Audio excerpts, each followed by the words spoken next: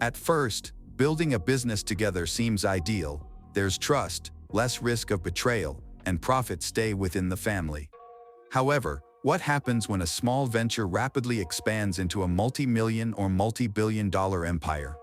The case of Andreen was complicated and unsettling. She went missing from her own home, and few believed she was still alive. However, without a body or strong evidence against the suspect, the investigation stalled. Months went by with no progress. The suspect seemed likely to go free. Just when it seemed all hope was lost, a local rancher made a shocking discovery that changed everything.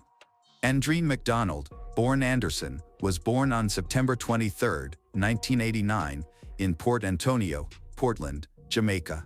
Her parents were Jamaicans who immigrated to the United States. She is the second of 3 daughters.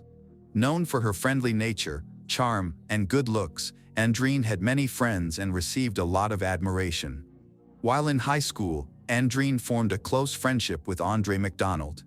Andre was also born and raised in Jamaica. He was the only child of Marina and Everton McDonald.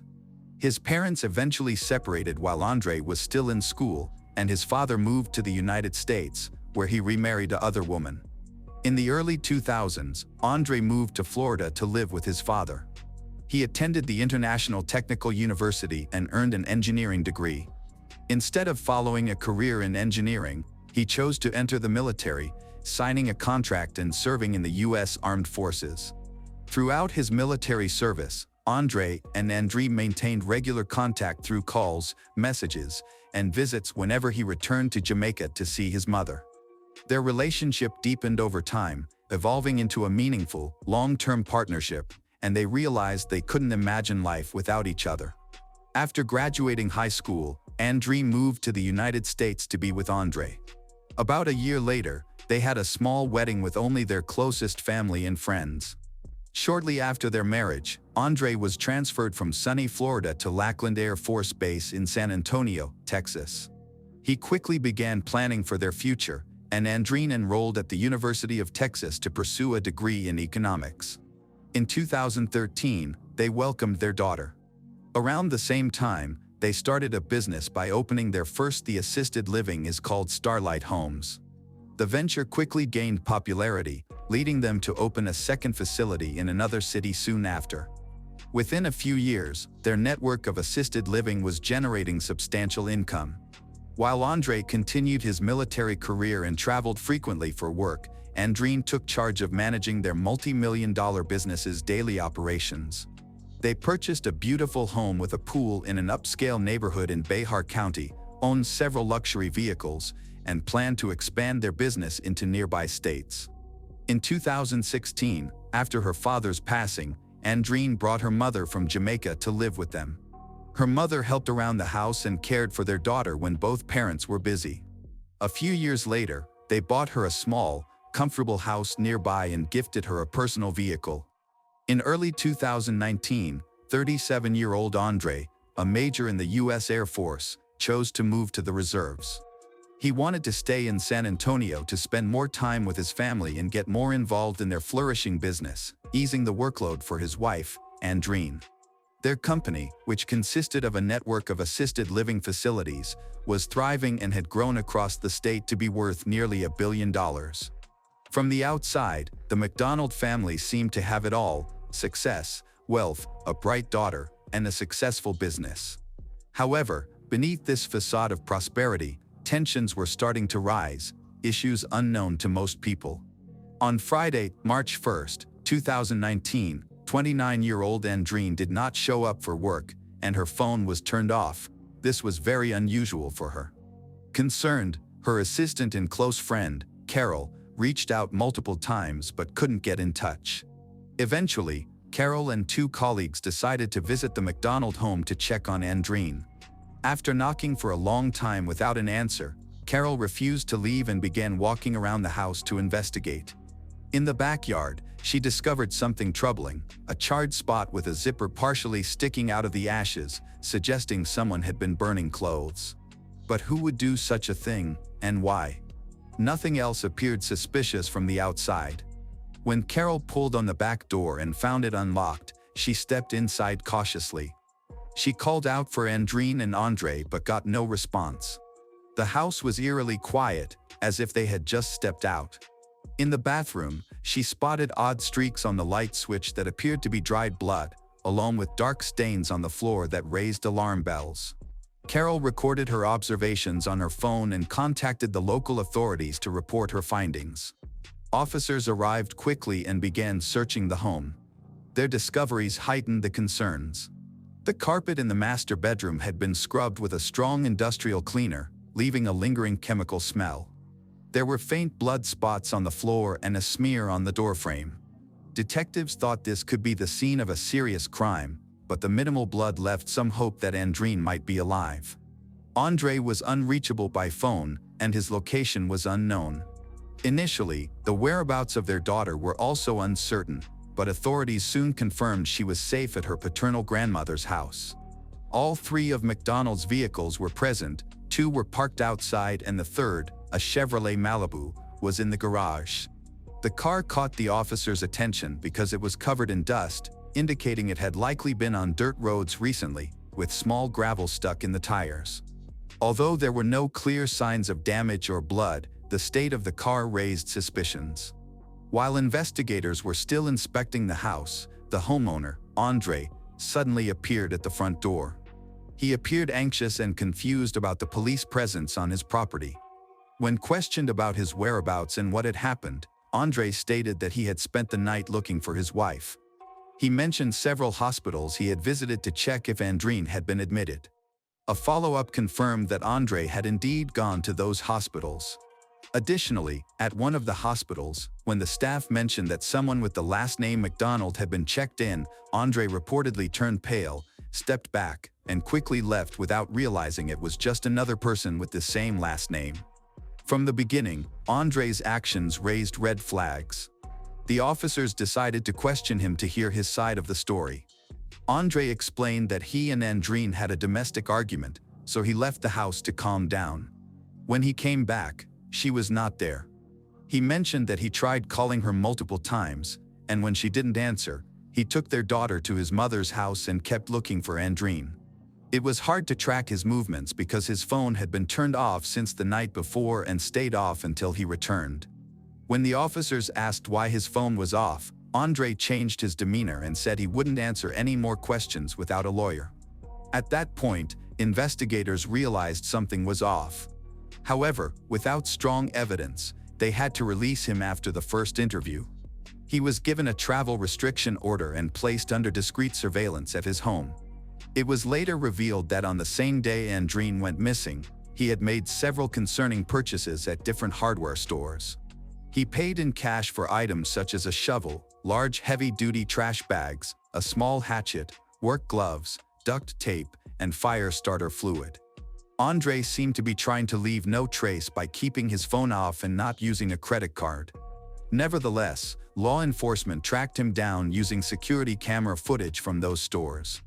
Meanwhile, forensic testing confirmed that the blood found at the home belonged to Andrine.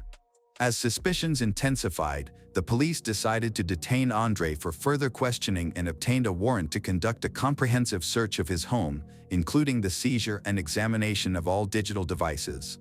During a brief period when he went missing, Andre returned home but left almost immediately, unaware that officers were tracking him. He stopped at a gun shop, where he bought a large-caliber handgun and a substantial amount of ammunition, paying in cash. Strangely, after completing the purchase, he turned and walked out of the store, leaving the firearm and ammunition on the counter. His demeanor appeared disconnected, his eyes were vacant, and his movements erratic, suggesting a loss of touch with reality. However, experienced officers suspected this behavior was an act, possibly a prelude to a future defense claiming mental instability. Andre was arrested as he exited the store, and he did not resist. Formal charges were filed against him. During a physical examination, investigators discovered fresh scratches on his hands and forearms, which appeared to be fingernail marks. Although Andre could not provide a clear explanation for these injuries, those present recognized the likely cause, a struggle. Nearly 48 hours had passed since Andrine was last seen. The increasing circumstantial evidence made it hard to believe she might still be alive.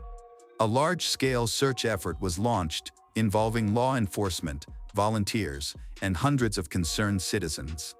Teams searched the areas around San Antonio, particularly the rural parts of Bexar County, hoping to find clues to advance the investigation. Sadly, they found nothing useful, neither in the fields, wooded areas, nor urban zones. Even a thorough examination of the digital devices taken from the home, including a phone and tablet, did not produce any promising leads. However, when investigators conducted a second, more thorough search of the vehicles and garage, the case changed dramatically. They found newly purchased tools and supplies that matched items Andre had bought at several hardware stores. Then, in the trunk of Andre's Porsche Macan, they discovered a shovel wrapped in plastic. The shovel had strange dark stains on it and several long strands of hair attached to it. Forensic analysis confirmed that the blood and tissue on the shovel matched Andrine's DNA. The hair strands were also hers. However, the handle had been wiped clean of fingerprints. When questioned, Andre claimed he had never seen the shovel before and suggested that someone must have planted it in his car. Despite the growing evidence against him, Andre posted bail, set at $2 million, which he paid immediately, allowing for his swift release. Once home, he did not join the ongoing search for Andrine. He maintained his story that they had an argument, he left to calm down, and when he returned, Andrine was missing. Andre claimed he tried to contact her afterwards, sending both voice and text messages. Some of these messages, which were found on his phone, contained emotional appeals, telling her their daughter was crying and urging her to come home. All of these messages were sent around midnight, after which his phone was turned off again. As the investigation into her disappearance continued without any leads, detectives decided to look into the McDonald family's background. They quickly discovered that their seemingly perfect relationship was misleading. In reality, their marriage was under significant strain for quite some time.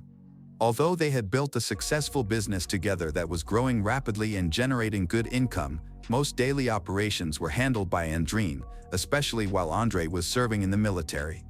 During Andre's 6-month deployment in Alabama in 2016, their emotional distance increased. Just before he was scheduled to return home, Andrine messaged him suggesting that they should go their separate ways and that he didn't need to come back. When Andre returned, he found out that while he was away, Andrine had begun a relationship with other man, Aubin Hall, whom she had known since her childhood in Jamaica, also her ex-lover. She even has a tattoo on her arm that is the letter A, the first letter of Aubin's name, which she says was a mistake of her youth. Aubin and Andrine reconnected during one of Andrine's visits to Jamaica, leading to a rekindling of their relationship. He started visiting her in Texas, and they decided they wanted to be together, prompting Andrine to file for divorce. Under Texas law, Andrine and Andre were required to divide their assets and business equally, which caused significant disagreement between them. Andrine felt entitled to a larger share because she managed the operations, while Andre argued that everything belonged to him since he had funded the initial startup. About 6 months later, the divorce proceedings were put on hold as they appeared to have reconciled, deciding to give their marriage another chance for the sake of their young daughter. However, despite this outward appearance of stability, underlying tensions remained. Andre had consistently opposed Andrine's trips back to Jamaica because he knew she would meet her former lover, leading to ongoing conflict between them, but Andrine continued to make her own decisions. Carol, Andrine's closest friend and the first to alert authorities after Andrine's disappearance, described Andre as controlling, manipulative. He believed that the business, their home, and even Andrine herself were his possessions, citing that he had brought her to the U.S., helped her gain citizenship, paid for her college education, and financed their first assisted living. Shortly before she went missing, Andrine confided in Carol, saying, "If anything ever happens to her, just know it was Andre." Just 2 weeks before Andrine disappeared, Andre found out that she had secretly registered a new company in her name and moved part of their shared assets into it. This discovery likely felt like a betrayal and may have contributed to the tensions between them. On July 11, 2019, 4.5 months after Andrine went missing, a local farmer named Clifton Clavin was walking on his property on the outskirts of San Antonio. Since the land was only partially cultivated, some areas had become overgrown. While surveying the grounds for future maintenance, Clifton noticed a strong, unpleasant smell that seemed to be related to decomposition. Assuming it was the scent of a dead animal, he followed it, intending to bury or remove whatever he found. In the tall grass, he first saw a skull and some bones that looked like they belonged to a cow. However, under some scattered branches, he discovered the real source of the odor, a nearly fully decomposed human body. Clifton immediately contacted the police. The remains were recovered and sent to a lab for analysis. The body was found unclothed, and while it was confirmed to be a woman, investigators could determine little else initially. Given the circumstances, many suspected that this was Andreen MacDonald, and DNA testing later confirmed those suspicions. The medical examiner was unable to determine a clear cause of death due to the advanced decomposition of the body. However, pathologists found injuries including trauma to the jawbone and a fracture at the base of the skull, which matched the type of harm that could be caused by the hammer found in Andre's car. Additionally, much of her hair was missing, which was initially alarming. When the examiners observed partial burns on her right hand, they deduced that someone had tried to burn the body, probably to destroy evidence. As a result of these findings, Andre was officially charged with the crime and taken back into custody. The area where the remains were discovered had been searched several times by law enforcement and volunteers, but the exact location was on private property, behind a fence about 60 feet from the road, making it inaccessible without a warrant. This is why it had not been investigated earlier. When Andre learned that Andreen's remains were found and that evidence indicated she had suffered blunt force trauma, he changed his approach. He informed investigators that he was willing to share everything in exchange for a lighter sentence. After talking with his attorney, Andre presented a revised version of events, painting himself as a victim. He mentioned his wife's infidelity, her attempts to take over their business with her new partner, and his fear that she would take their daughter from him during a divorce. Andre reported that Andreen had recently mentioned ending their marriage again and had allegedly threatened to leave him without anything and take their daughter with her. That evening, they had a heated argument. Andre claimed that Andreen grew aggressive and started hitting him, which led him to defend himself. During the struggle, he said she got a minor cut. Andre admitted to pushing her, causing her to fall, and he then kicked her several times and stepped on her chest to keep her from getting back up. When he heard footsteps in the hallway and his daughter calling for her mom, he panicked. He quickly left the room before the girl could come inside, picked her up, took her back to her room, and told her that her mom would come to check on her later. Andre maintained that when he left the room, Andreen was still alive, lying on the floor with only a slight injury. However, when he returned, she was in the same position but unresponsive. He believed that he might have unintentionally contributed to a fatal outcome by applying too much pressure on her chest during the struggle. Realizing the seriousness of what had happened, Andre began to panic. He took off Andreen's clothes and burned them in his backyard. He then moved her body outside the city, leaving it on private property behind a fence near the remains of a cow. Later, he went home and sent many texts to Andreen's phone, begging her to return, hoping to make it look like she had simply left after a disagreement. Following that, he woke his daughter and took her to his mother's house, asking her to care for her granddaughter while he searched for his missing wife. To further support his story, he visited several hospitals, pretending to look for Andreen. He nearly fainted upon hearing that a woman with the same last name had been admitted to one of the hospitals. By the time the police brought him in for questioning the next morning, they still lacked strong evidence against him, so he was released. After being freed, Andre began to seriously consider ways to ensure the body would never be discovered. He even thought about dismembering and burning it, then scattering the remains in different locations.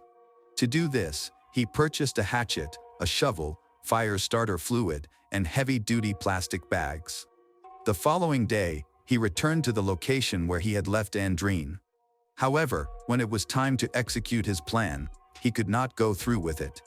Instead, he poured flammable liquid on her body and attempted to light a fire, but it quickly went out, only burning her hair and partially charring one of her hands. Andre later described the failure as leaving him in a state of utter despair. In a moment of anger, He grabbed an old hammer from his car and struck the body several times before regaining his composure and stopping. He then covered the remains with branches and cow bones. When asked why he visited a gun store, purchased a pistol and ammunition, and then left the items at the counter, Andre stated he couldn't explain his actions. He mentioned that his thoughts were muddled, he hadn't slept for almost 2 days, and he wasn't thinking clearly. The trial faced significant delays, with hearings only commencing in January 2023. The defense team aimed to present Andre as a victim of his circumstances. His lawyers argued that Andreen and her boyfriend were allegedly conspiring to eliminate Andre from their lives to avoid splitting their assets during the divorce.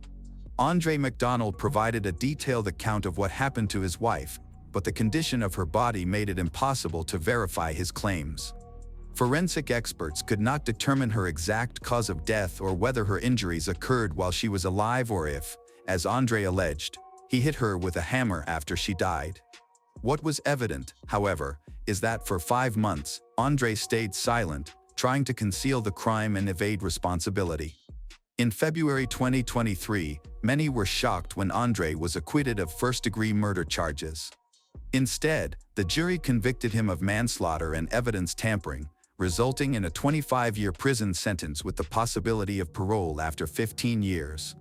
His daughter was awarded to her maternal grandmother. The tragic saga of Andreen McDonald reveals the fragility of trust and the devastating consequences when hidden tensions erupt within a seemingly idyllic life. What began as a shared dream of building a family and a multi-million-dollar empire ended in betrayal, violence, and loss. Andre McDonald's conviction for manslaughter and evidence tampering in February 2023, carrying a 25-year sentence, brought partial justice but left lingering questions about the truth behind Andreen's death. As their daughter finds solace with her maternal grandmother, the McDonald case stands as a stark reminder that even the most prosperous facades can conceal deadly secrets, urging us to confront conflicts before they spiral into tragedy. In January 2024, in northern Chile, a vast and barren desert became the site of a disturbing discovery. Human remains were found buried beneath the sand near the city of Calama, an isolated area where the harsh climate can preserve bodies for a long time. Their thorough examination indicated that the remains had been intentionally hidden. The rocky terrain made digging challenging. Authorities later confirmed that the remains belonged to a woman. Preliminary forensic analysis shows she died from a gunshot wound to the head.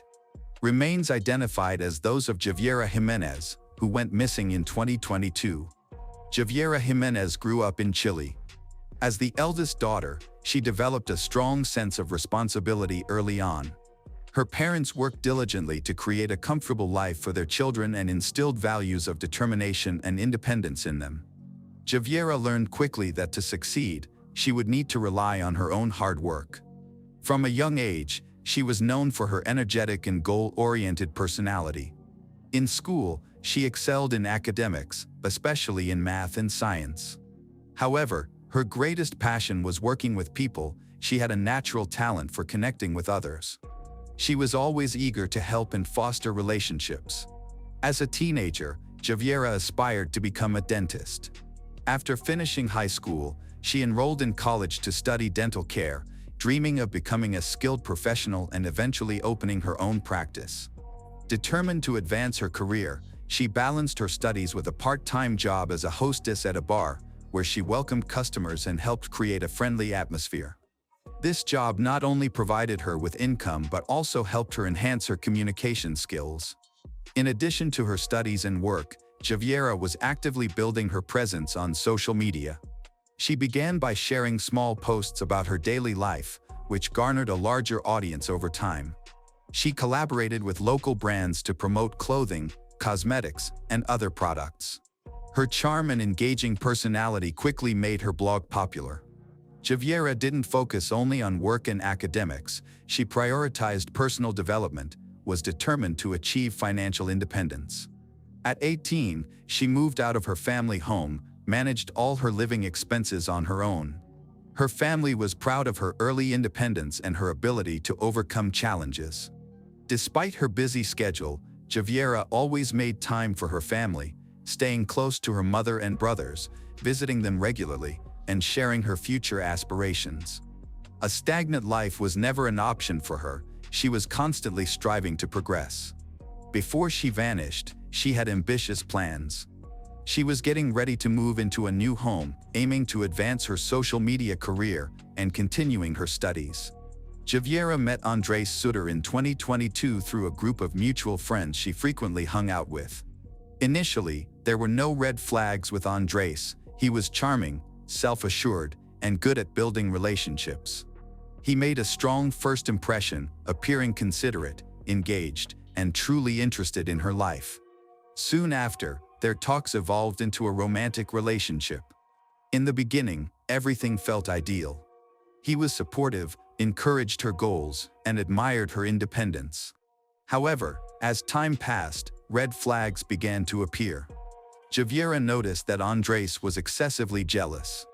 He was uncomfortable with her job at the bar, monitored her interactions, and frequently asked where she was, who she was with. His behavior became increasingly intrusive. He would show up unexpectedly, even when she had told him she was busy. He went through her phone, questioning every new contact. His jealousy became unreasonable. He particularly disliked it when Javiera spent time with friends, especially if men were present. Soon, other troubling issues emerged. Andres was often unclear about his own activities. He didn't have a steady job but always seemed to have money. When she inquired about his work, he avoided giving direct answers. Over time, Javiera discovered that Andres's name was associated with certain groups involved in illegal activities. Among a small circle of friends, rumors circulated that he might be involved in criminal activities, including theft and the illegal trade of copper. The turning point in Javiera and Andres's relationship occurred when Javiera discovered that Andres was living a double life. She wanted nothing to do with illegal activities and didn't want to be involved with someone who could put her in harm's way. Eventually, she decided to end their relationship, stating that she couldn't see a future with him. However, Andres refused to accept her decision. He continued to pursue her, calling her frequently, showing up uninvited, and trying to persuade her to return to him. He dismissed her rejection, believing that she would eventually change her mind. As Javiera started to avoid him, Andres became even more persistent, threatening her by claiming he knew everything about her and wouldn't allow her to leave. Javiera had no idea that their breakup would have serious consequences. On August 26, 2022, Javiera's day began like any other. She and her mother, Gladys Galagillos, went to a shopping mall, had lunch, and discussed the changes coming in Javiera's life. Javiera is moving out. She was excited about this new chapter. During their conversation, Javiera expressed her ambitions for the future. She discussed her goals of advancing her career, increasing her income through social media, and completing her education. Her enthusiasm and drive were evident. Her mother felt happy seeing her daughter so excited. After their outing, they returned home, where Javiera assisted her mother with household chores, then folded the things into the suitcase. Later that evening, before leaving, Javiera mentioned to her mother that she intended to spend the night at a friend's house. This was not unusual, as she often stayed over with friends. Once she arrived, she and her mother continued to text each other, as they usually did. Everything seemed perfectly normal. However, as midnight approached, a text arrived that changed everything. Andres messaged her, "I found your dog." This news was monumental for Javiera, as her dog, Lucky, had been missing for a few days, and she had been searching tirelessly. She had even posted on social media, offering a reward for Lucky's safe return, so she immediately reacted to Andres's message. Then she stopped texting her mom. A few hours later, all attempts to contact her by phone were unsuccessful. The next day, Javiera was expected to come home, but she never arrived. Her family started reaching out to her friends, but no one knew her whereabouts. Her sudden disappearance left her loved ones in distress. They had only two clues: their last conversation with her and a message that later became crucial in the investigation. Javiera's disappearance caused deep concern for her family and friends. However, the one person who seemed unconcerned was Andres. When her mother finally managed to reach him, he responded in a detached manner, showing no signs of worry. When Gladys inquired about her daughter's location, he calmly stated he had no idea and then proceeded to share his version of events. That night, he met with Javiera to help her search for her missing dog. They drove to several places but couldn't find it. To distract her, he suggested going to Calama, his hometown. Javiera agreed. She had a suitcase with her because she was moving the next day, so it seemed she might have intended to stay at his place overnight. However, his account became less clear from there. He claimed they had an argument during the trip. Suddenly, Javiera realized that her suitcase was missing. She thought it might have fallen out of the trunk. Distressed, she insisted they go back to look for it. According to Andres' testimony, he left Javiera at the entrance to the city of Calama while he returned to retrieve a suitcase that fell out of the truck they were both traveling in. This version of events was confusing. Javiera was supposedly left alone on a highway at night, far from the city, without a way to get home or call for help. However, Andres made no effort to persuade her to return to the car, nor did he check if she was safe. Gladys immediately sensed something was wrong with his account. When she pressed him for details, Andres began to contradict himself. At first, he said he had dropped her off near Calama, then he changed it to somewhere on the way back to Antofagasta. He couldn't remember the exact spot, which raised further suspicion. When Gladys asked why he hadn't called her or any of Javiera's friends to inform them that he left her alone at night, Andres hesitated. He said he thought she was just upset and would find her way home. A few hours later, he altered his story again, claiming that he had been in a car accident after leaving Javiera. He said another car had collided with his from behind, and he went to the hospital for a checkup. This, he explained, was why he didn't go back to look for her. Late Saturday night, almost 24 hours after Javiera went missing, her mother received an unexpected and concerning message from an unknown number. It read, "Mom, it's me. I left. There was an accident. I need some time. Don't worry about me. I'll come back once everything is settled. Love you. Take care of Grandma and my brother." Gladys read the message repeatedly, sensing something was amiss. The tone felt distant and impersonal, which alarmed her, but the errors stood out even more. Javiera was always meticulous with her texts, avoiding shortcuts and spelling mistakes. This message, however, was filled with typos and awkward phrasing that didn't match her style. Gladys tried to call the number, but the call failed. The phone had already been turned off, increasing her anxiety. Worried, she showed the message to Javier's friends, and they all agreed Javier would never write something like this. They recognized her usual texting style and emotional expressions. The content of the message was also suspiciously vague. Where was she? What kind of accident had occurred?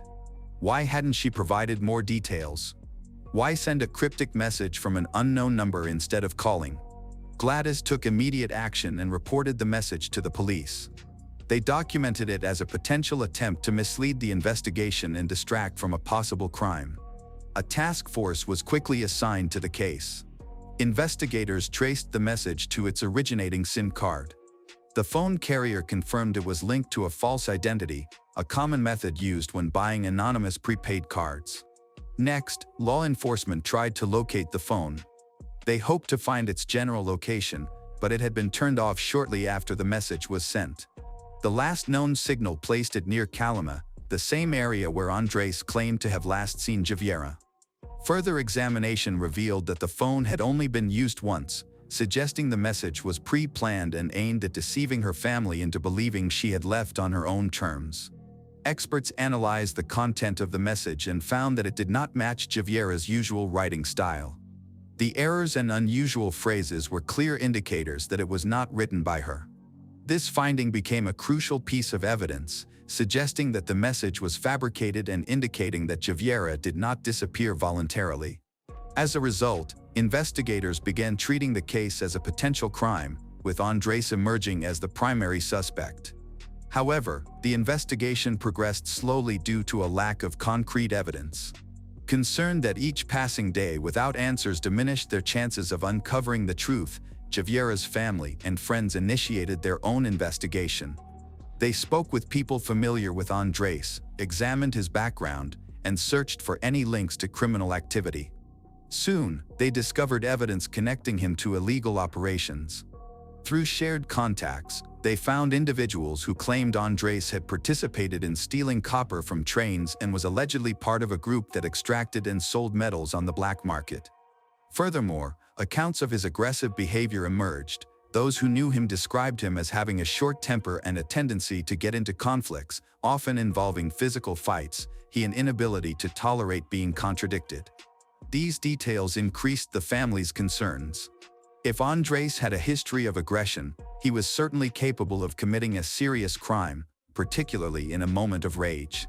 Javier's friends recalled that she had confided in them about Andres becoming increasingly controlling and obsessive. They found old messages where she expressed worry that he was tracking her, calling her several times a day, and demanding to know her whereabouts. While her loved ones continued to search for answers, the police conducted a forensic examination of Andres's car. Since he was the last person known to see Javier alive, his truck could contain important evidence. Inside the truck, investigators discovered traces of blood.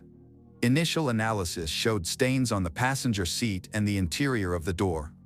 They also found fibers that seemed to match the clothing Javier was wearing. The blood samples were sent for DNA testing. A few days later, the results confirmed the worst fears: the blood belonged to Javiera Jimenez. This revelation completely undermined Andres's claim that he had simply dropped her off on the highway.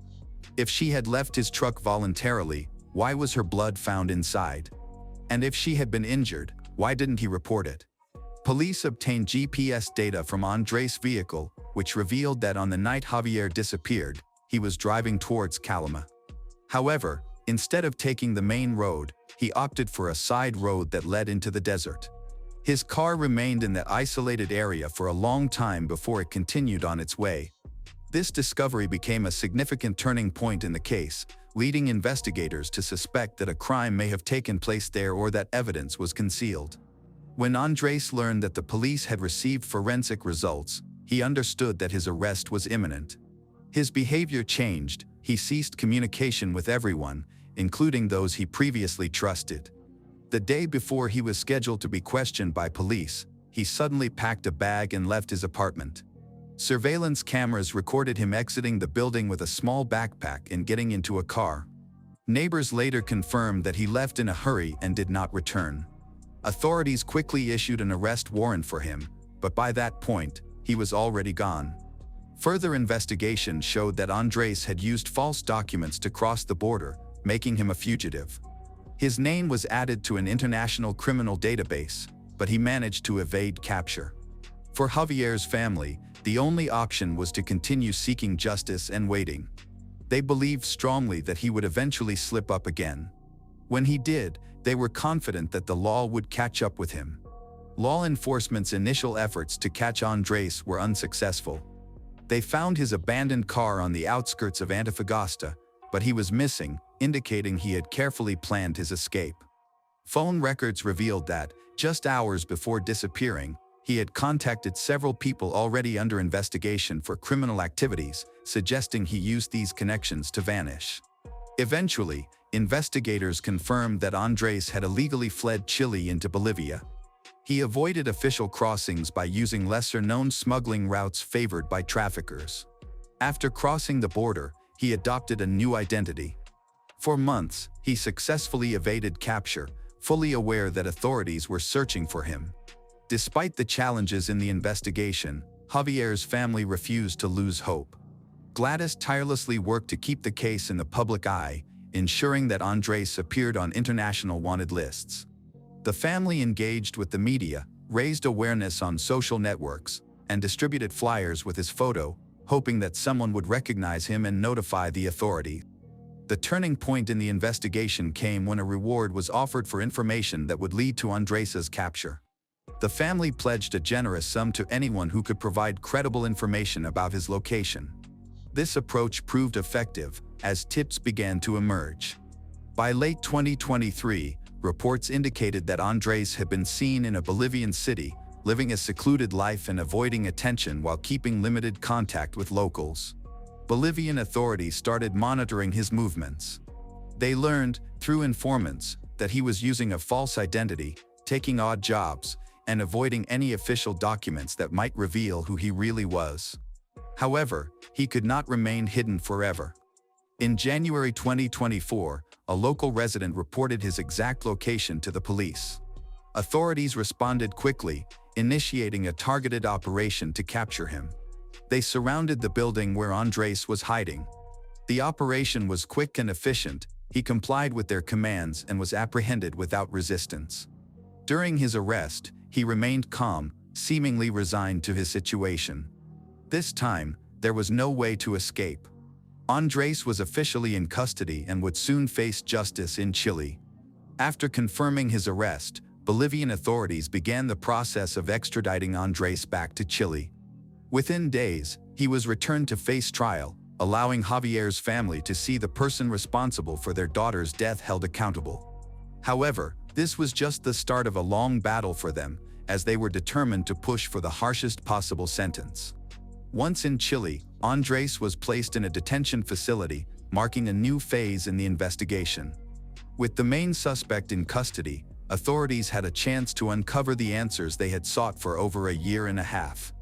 Initially, he refused to cooperate, denying any involvement in Javier's disappearance. However, investigators were ready, armed with evidence linking him to the crime. As the pressure increased, he eventually admitted.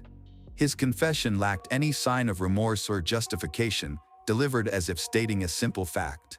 He neither portrayed himself as a victim nor showed any regret, maintaining a disturbingly calm demeanor as he spoke. The information he provided directly contradicted his earlier statements. He confessed that he hadn't originally intended to harm Javier, but after she refused to reconcile and ended their relationship for good, he made a choice he never planned to take back. He tricked her by claiming he had found her lost dog. Trusting him and unaware of what was about to happen, she agreed to meet him. He stated that the crime occurred late at night on a deserted highway. He stopped under the false pretense of looking for a missed suitcase that he claimed had fallen from the trunk. When Javier got out of the truck, he struck her with a fatal blow. Afterwards, he drove further into the desert, dug a shallow grave, and buried her body, thinking that the harsh environment would eliminate all evidence. The day after his confession, investigators began searching for the burial site using the coordinates given by Andres. In mid-January 2024, they found human remains in a shallow grave covered with sand. Now, forensic specialists begin the identification process. A few days later, forensic tests confirmed that the remains were indeed those of Javiera Jimenez. Although the search had ended, the fight for justice was just beginning. His family urged the court to impose the harshest sentence possible on Andres. After his confession, the case was brought to court. There was no doubt about his guilt. His own words, along with the evidence and the discovery of Javier's body, made that clear. It was now the court's responsibility to decide his punishment.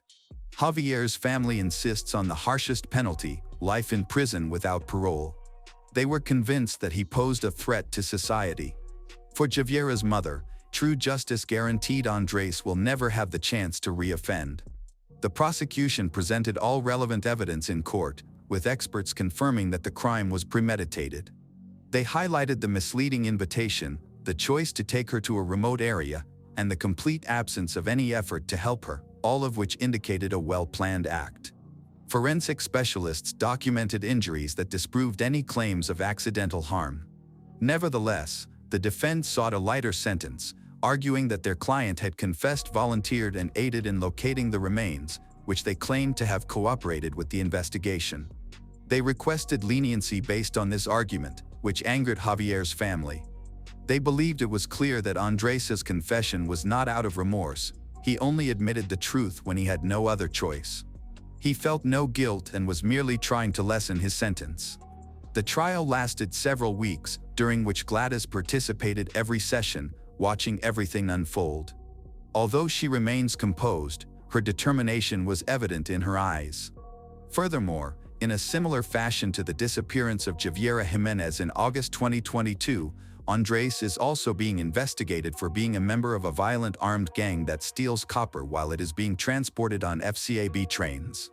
Similar crimes were committed by other members of the gang, and the prosecution was able to establish Andres Sutter's involvement through photographs, text messages, and statements from other criminals. In both cases, the court set different investigation dates. For the murder, he was sentenced to 90 days, and for the armed robbery and the copper cathode theft, he was sentenced to 60 days. In addition, Andres remains in custody awaiting trial. Hello again, true crime fans. We've got another mysterious case to explore. The case of Valerie Pride. Valerie Pride was born on March 9, 1958, and grew up in Arizona with her 5 brothers and 1 sister, which contributed to her strong and determined character. She attended South Mountain High School, where she gained a reputation for her intelligence and ambition. After graduating, she aimed to continue her education at Arizona State University, driven to create a better future for herself. During her high school years, Valerie fell in love with a young man named Jimmy Pride. Their romance flourished, and in 1974, they got married. Just a year later, they welcomed their first daughter, Shansha. In 1977, their family expanded again with the birth of their second daughter, Duana. Despite being a young mother, Valerie continued to pursue her ambitions. She aspired to become an electrician, a profession that was predominantly male at the time, and she did not let anything stand in her way. By the time Duana was born, Valerie had been accepted into a job training program sponsored by the United Electrical Workers, a rare and competitive opportunity. She made history by becoming the first black female electrician at the Palo Verde nuclear plant, all while caring for her 2 young children. Her life was a delicate balance of motherhood, work, and being a trailblazer in her industry. However, Valerie faced challenges in her personal life as well. Her marriage to Jimmy eventually ended in divorce. Even so, she remained strong, focusing on her career and her children, and trying to give them the best life possible. After the divorce, Valerie found new love with Ben Daniels, a co-worker at the nuclear power plant. Ben also had children from a previous marriage, and as their relationship deepened, they began planning for their future together. Although they appear perfect on the outside, their relationship is actually unstable. Valerie's sister, Vicki McDonald, revealed that Ben's past was negatively affecting their relationship. Vicki mentioned that Ben would often reassure Valerie that he had everything under control. Despite these issues, Valerie maintained her faith in Ben and their future, and before long, the two took a big step forward in their relationship together. In 1982, Valerie and Ben decided to purchase a new home in a quiet area of South Phoenix, Arizona. This marked a significant milestone in their lives. They selected a newly constructed Spanish-style home, imagining it as a place for a new beginning. Meanwhile, Valerie was finishing her final year of training to become an electrician, nearing a career breakthrough. After her divorce, she had found love again, and now they had a new home to create memories with their daughters. Everything seemed to be going very well. Sometimes, life's most promising moments can disappear in an instant. Just weeks after moving into their new home, tragedy struck unexpectedly.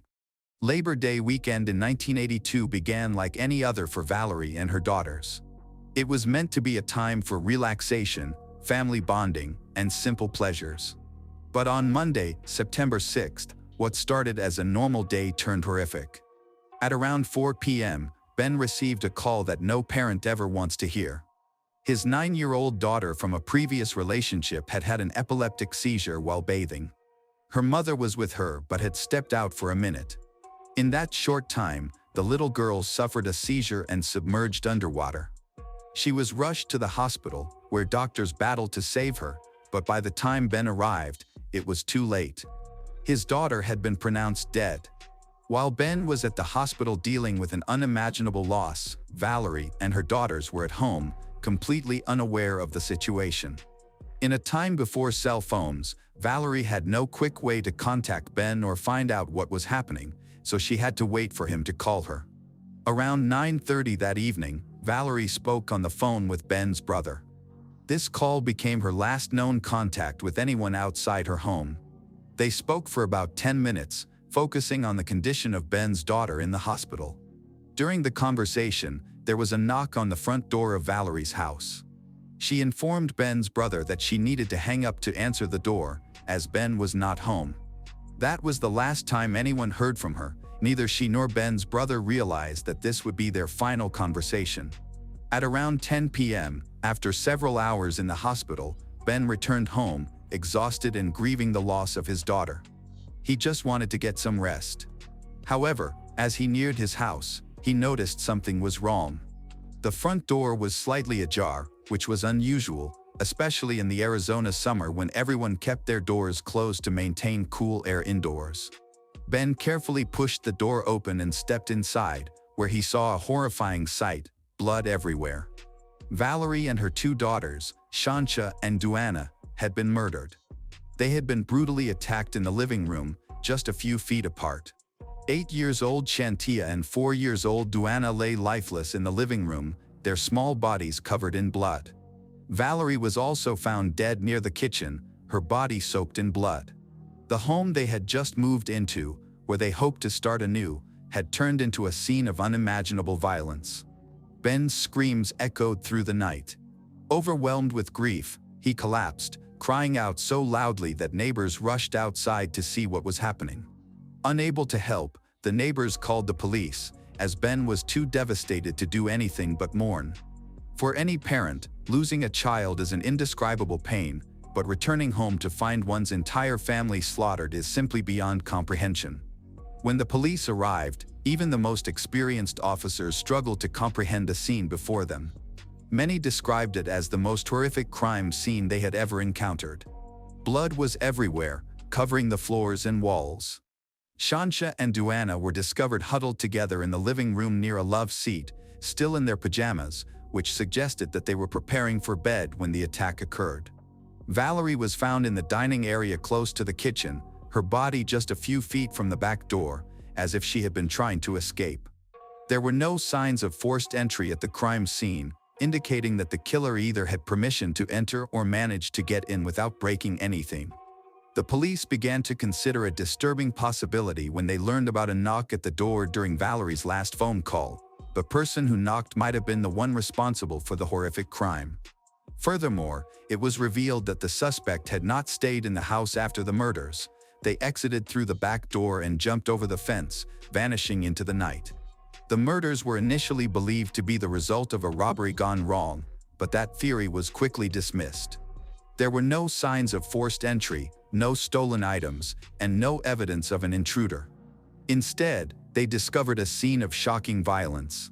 Someone had entered the home with the singular purpose of committing murder. The pressing question for investigators was, who would want to kill a young mother and her children in such a brutal manner? Time was critical, as a dangerous killer was still on the loose, and they needed to apprehend him before he could strike again. That night, the neighborhood was quiet, but one person had noticed something unusual.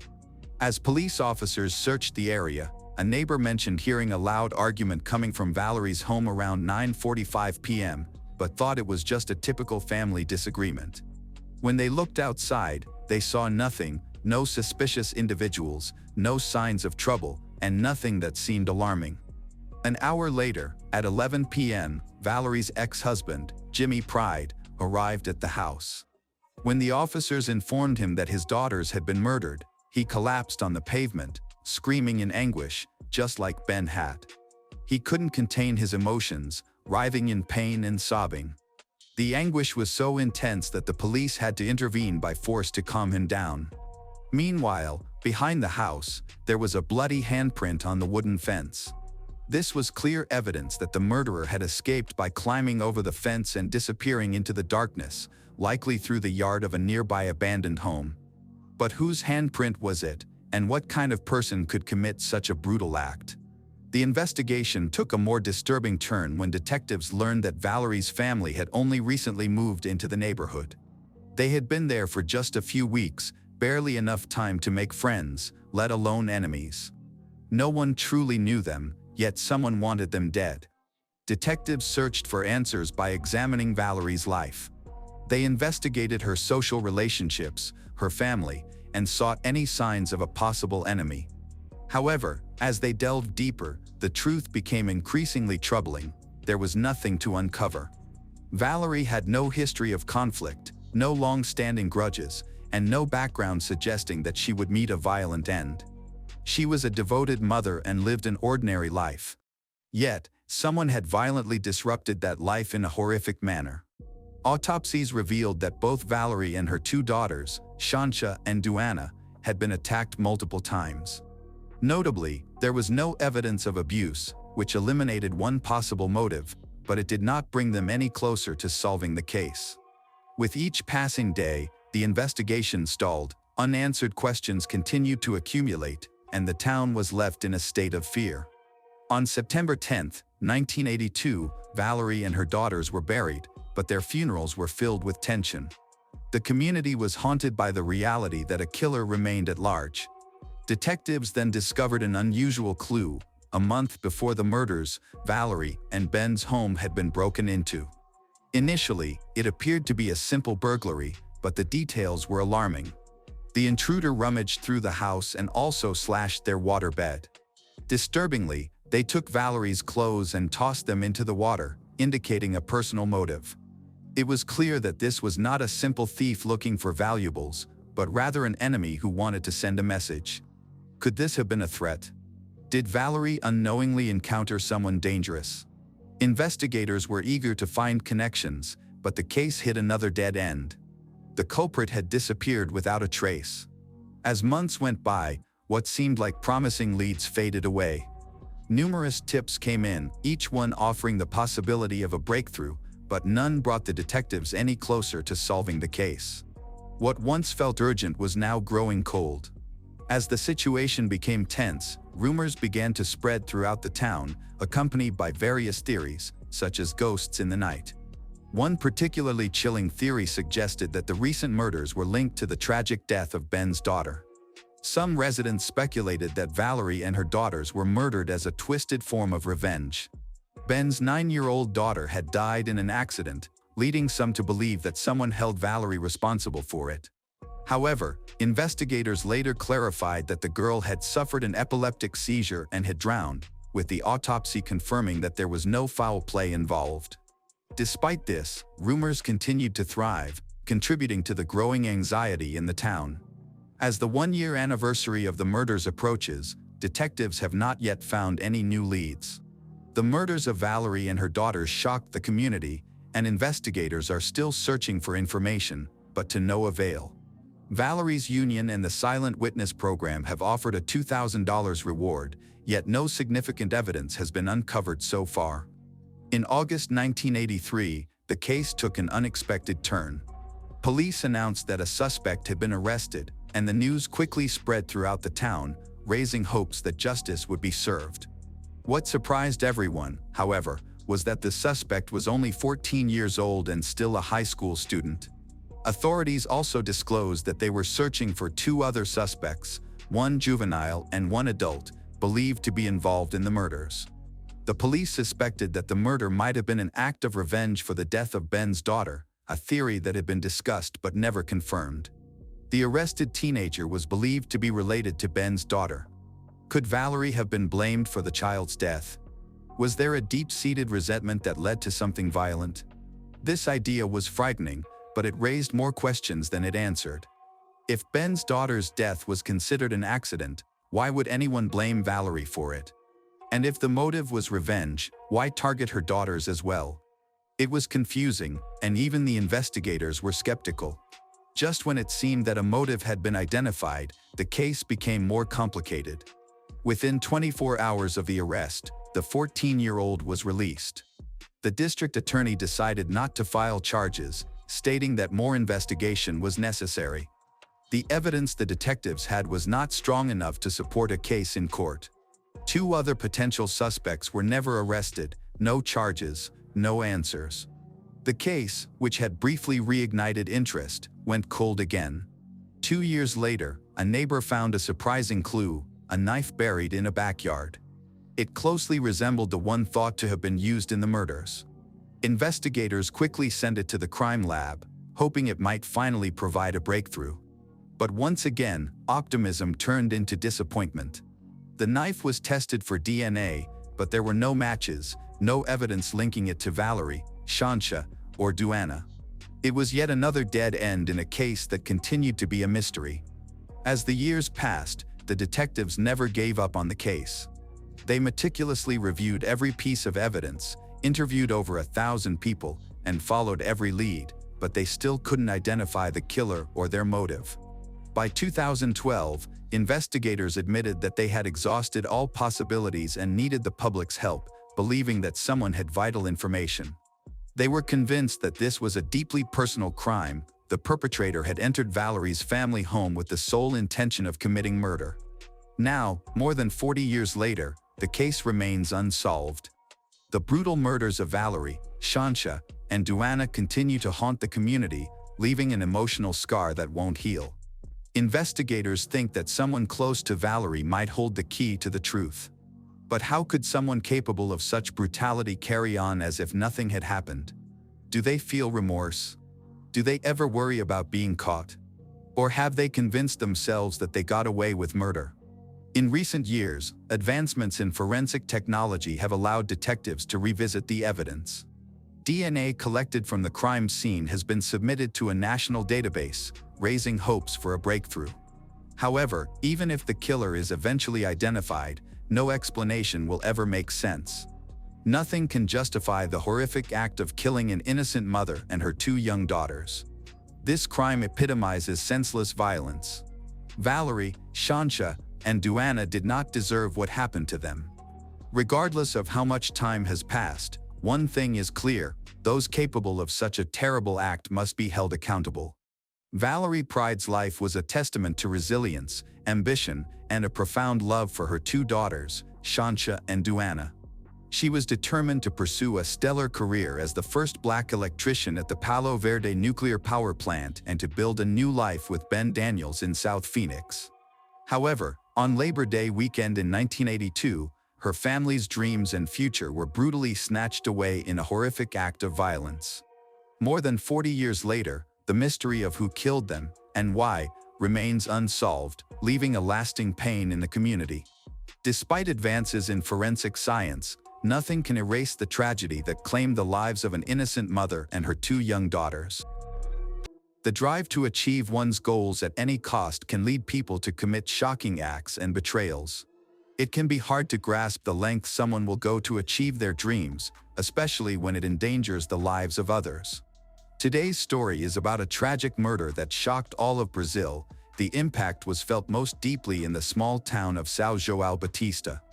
For this close-knit community, the crime is one of the most brutal and unprecedented events in history. Flavia Godinho Mafra was born on April 19, 1996, in São João Batista, a peaceful town in the southern Brazilian state of Santa Catarina, grew up in Canalinha. As the youngest child in a large, loving family, her parents worked hard to support their children. Flavia was kind, friendly, and outgoing. She excelled in her studies and had a passion for music, always surrounded by friends. From a young age, she dreamed of becoming a teacher and had no plans to leave her hometown. After attending a local teacher training college, she graduated and began teaching at the elementary school she had once attended. At 20, Flavia met Valdeli Mafra. They quickly fell in love and started dating. In the summer of 2019, Valdeli proposed, and Flavia happily accepted. They got married that October, and just 2 months later, they received wonderful news: they were going to have a baby. Their joy was beyond words.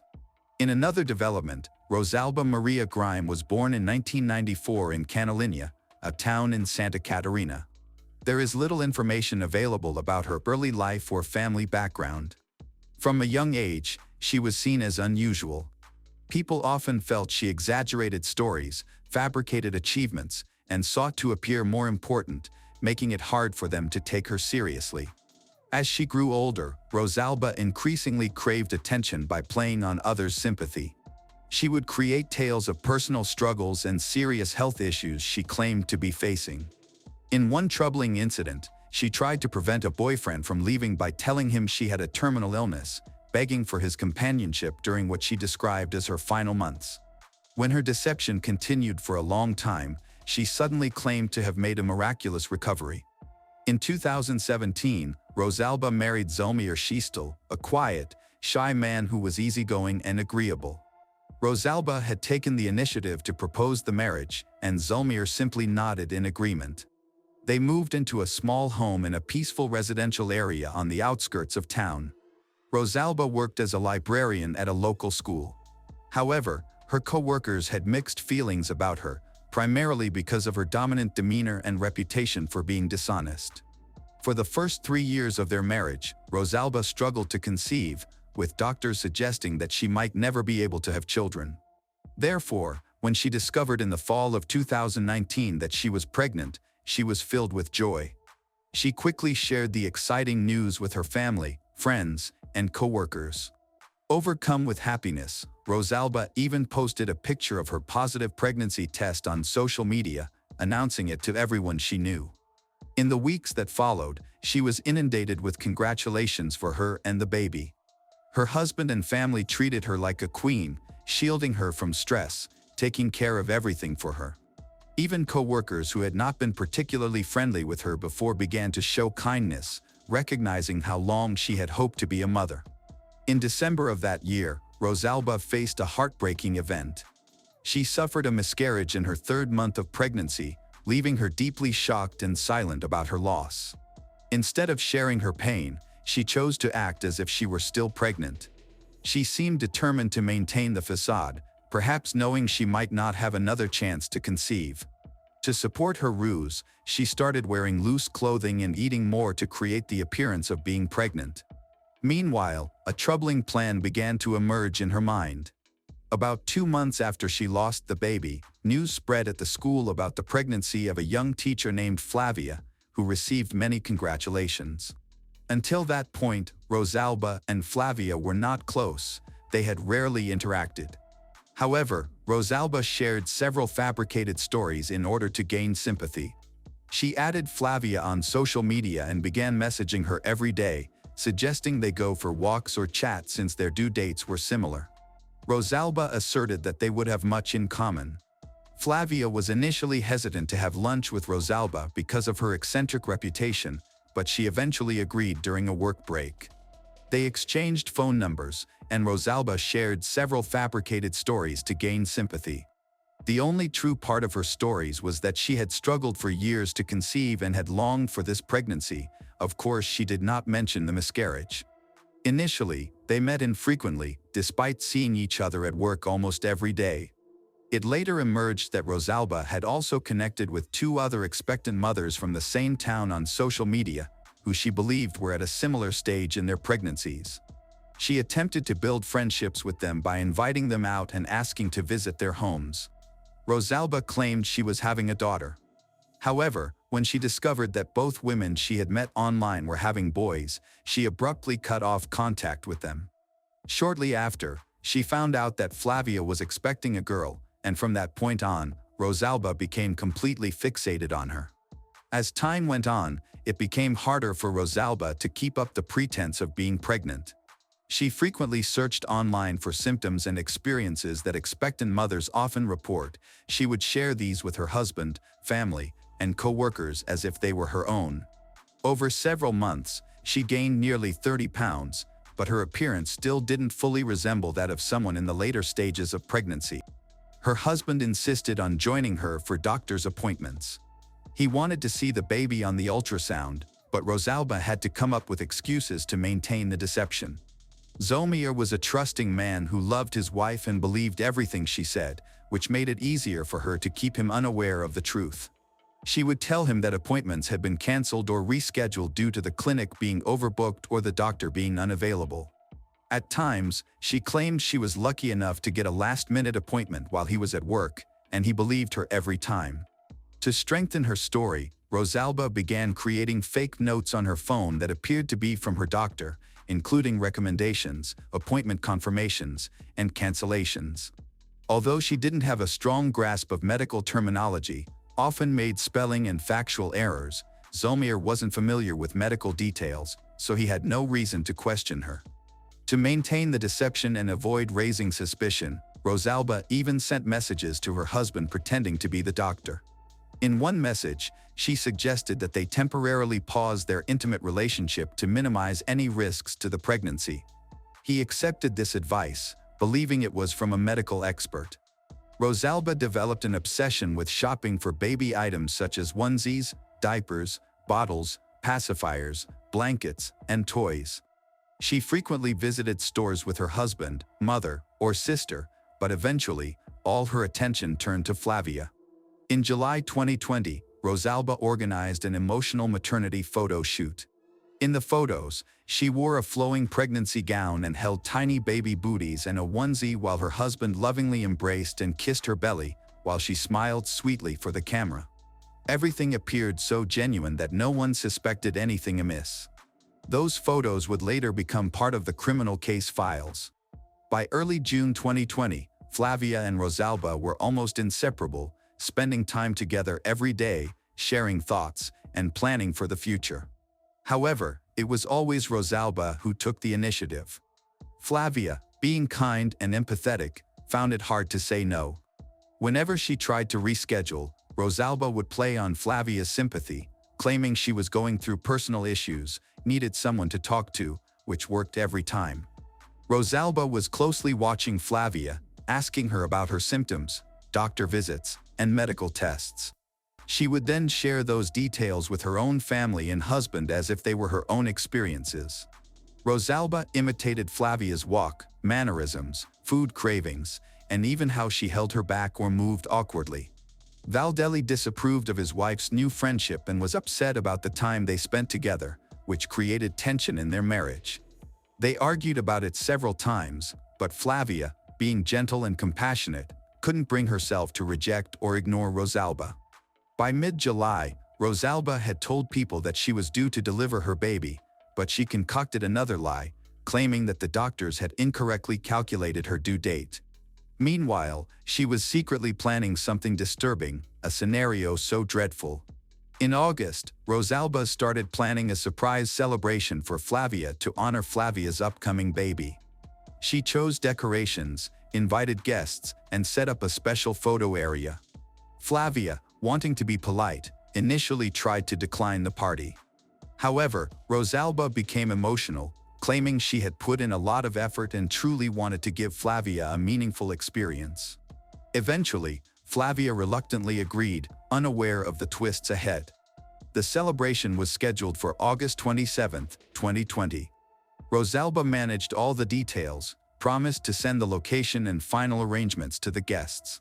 However, the day before the event, Rosalba contacted each guest and claimed the celebration had to be postponed due to unexpected issues. She assured them she would provide a new date and time soon. Her explanation was convincing, and no one questioned it, nor did anyone reach out to Flavia, who remained completely in the dark. On August 27th, at the originally planned time, Rosalba picked up Flavia, telling her they were going to the baby shower.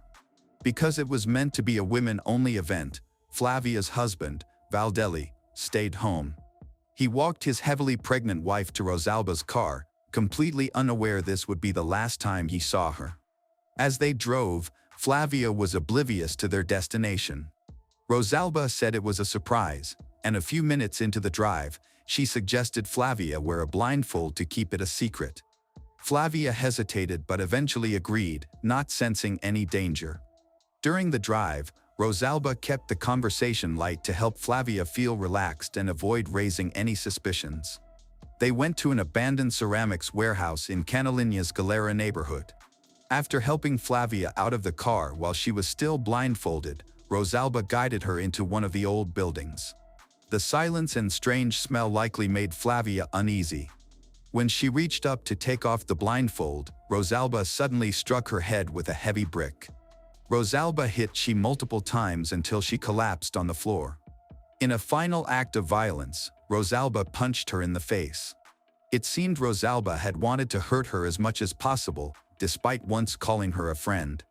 Without checking if Flavia was still alive, Rosalba hurried to carry out the next phase of her horrific plan. She had brought a box cutter, some rags, and a blanket to the scene. With a steady hand, she began to cut into her friend, Flavia. Rosalba had no medical training, no understanding of anatomy, and no idea how a C-section was performed. Despite this, she started slicing into Flavia's abdomen with the box cutter, trying to retrieve the baby.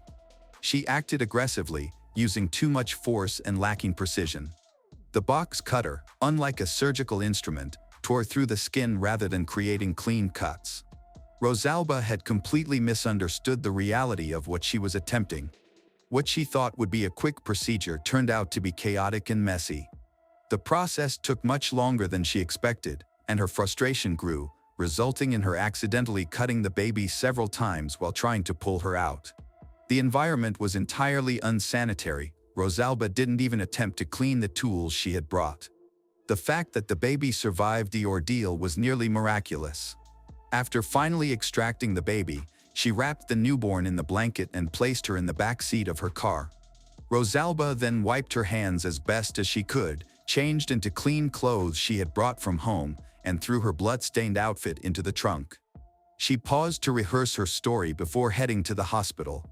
In her haste, Rosalba forgot to properly close the trunk of her car, and while waiting at a red light, it popped open enough to expose the bloodied clothing inside. Passengers in the car behind her noticed this and immediately called the police, providing a description of the vehicle and the direction it was heading. Minutes after Rosalba arrived at the hospital, officers intercepted her at the entrance as she carried a blood-soaked bundle in her arms. She told them it was her baby and that the newborn needed urgent medical attention. Officers escorted her to the emergency room while they waited nearby. With a trembling voice and tears in her eyes, Rosalba explained to the medical staff that she had gone into sudden labor and didn't have time to reach the hospital in advance. She said the baby had fallen onto gravel during her rush trip to the car, and in a panic, she had wrapped the baby in the first blanket she found before driving.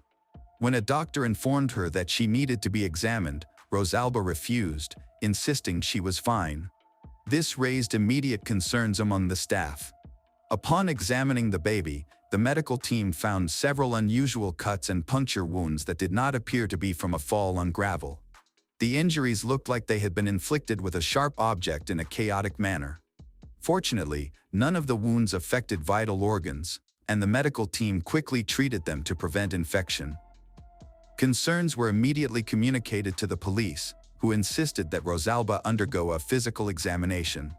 They warned her that if she refused, they would have to use legal authority.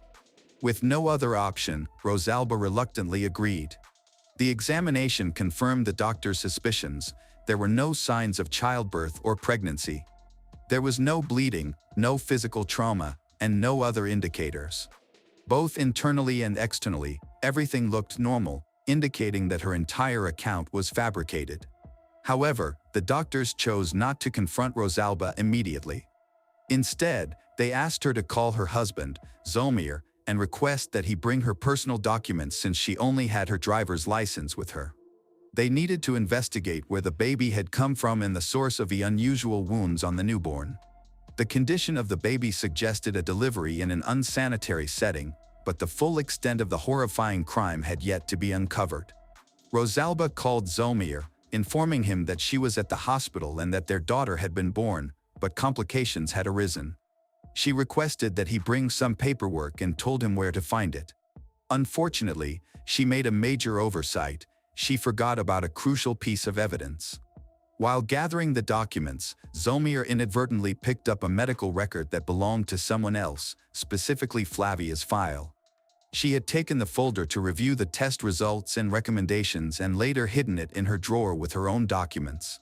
When hospital staff noticed that the medical file belonged to a woman named Flavia Godinho, who was expecting a daughter in early September, they realized the baby seemed to be hers but was not with her.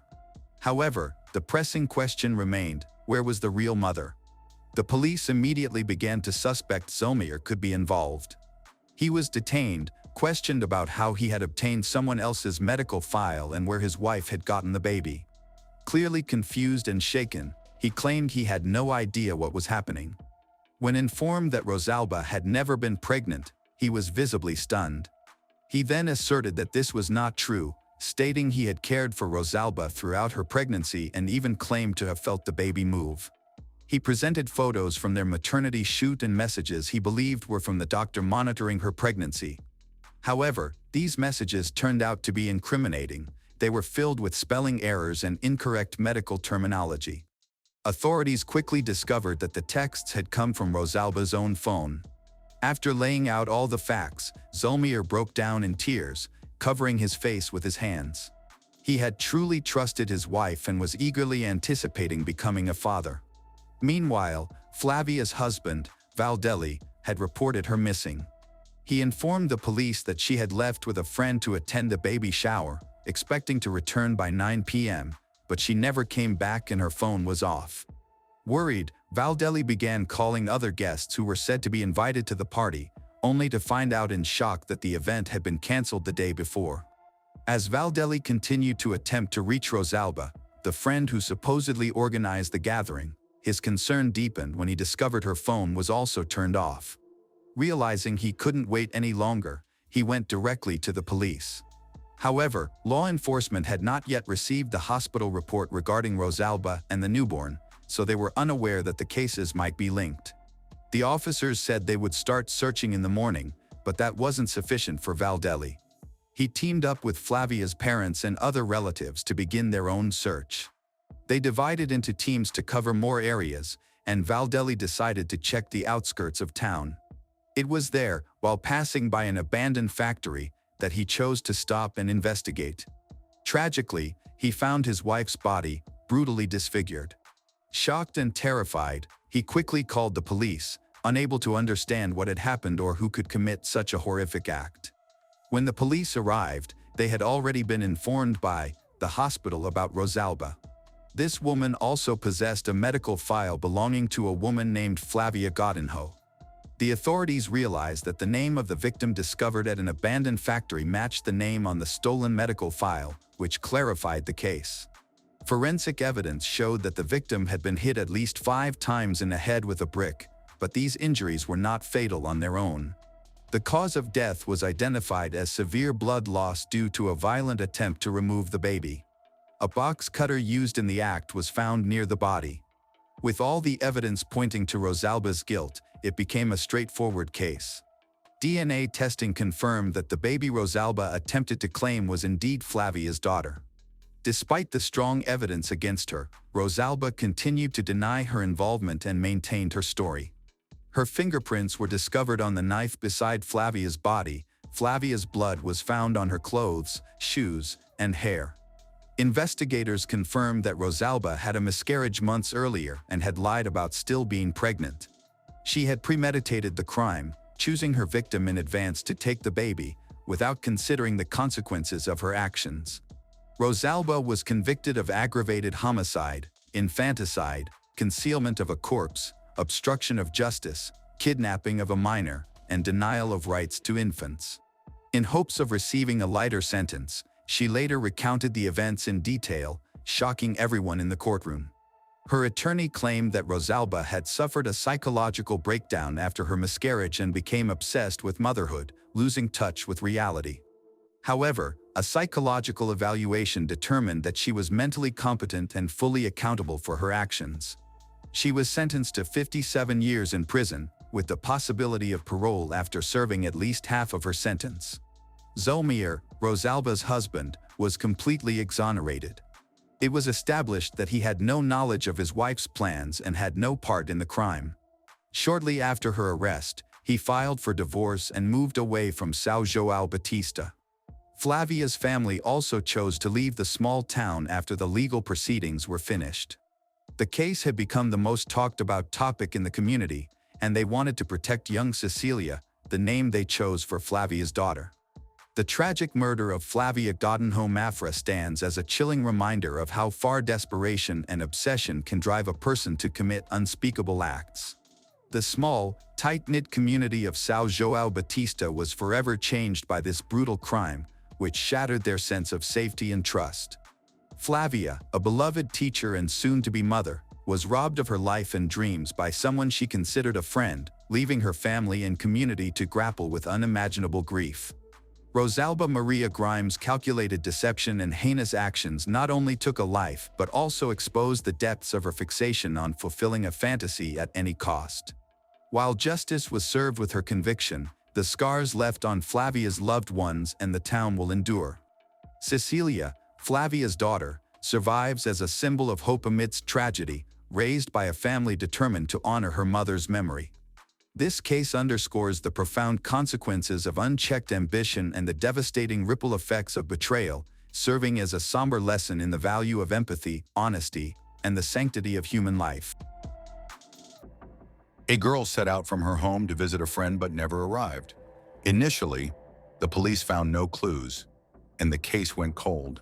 For years, it seemed that the answer was just out of reach, and no one could solve the mystery. Decades later, everything changed when the truth emerged in an unexpected way. Claire Tiltman was born on January 14, 1977 in the small British village of Greenhithe. As an only child, she attended an all-girls school where she made many friends. From a young age, Claire was focused and determined. She aspired to be one of the first female firefighters in the country. During high school, she volunteered at charity events organized by the local fire department, offering her assistance in any way possible. However, she was also committed to earning a college degree before pursuing her dream career. In January 1993, when Claire was 16 years old, she was busy with her final exams and considering her future education. On January 18th, just 4 days after her birthday, she went to a friend's house to discuss college options and potential applications. Claire left home around 6 p.m., informing her mom that she would return in about an hour and a half. However, when that time passed, Claire still had not come back.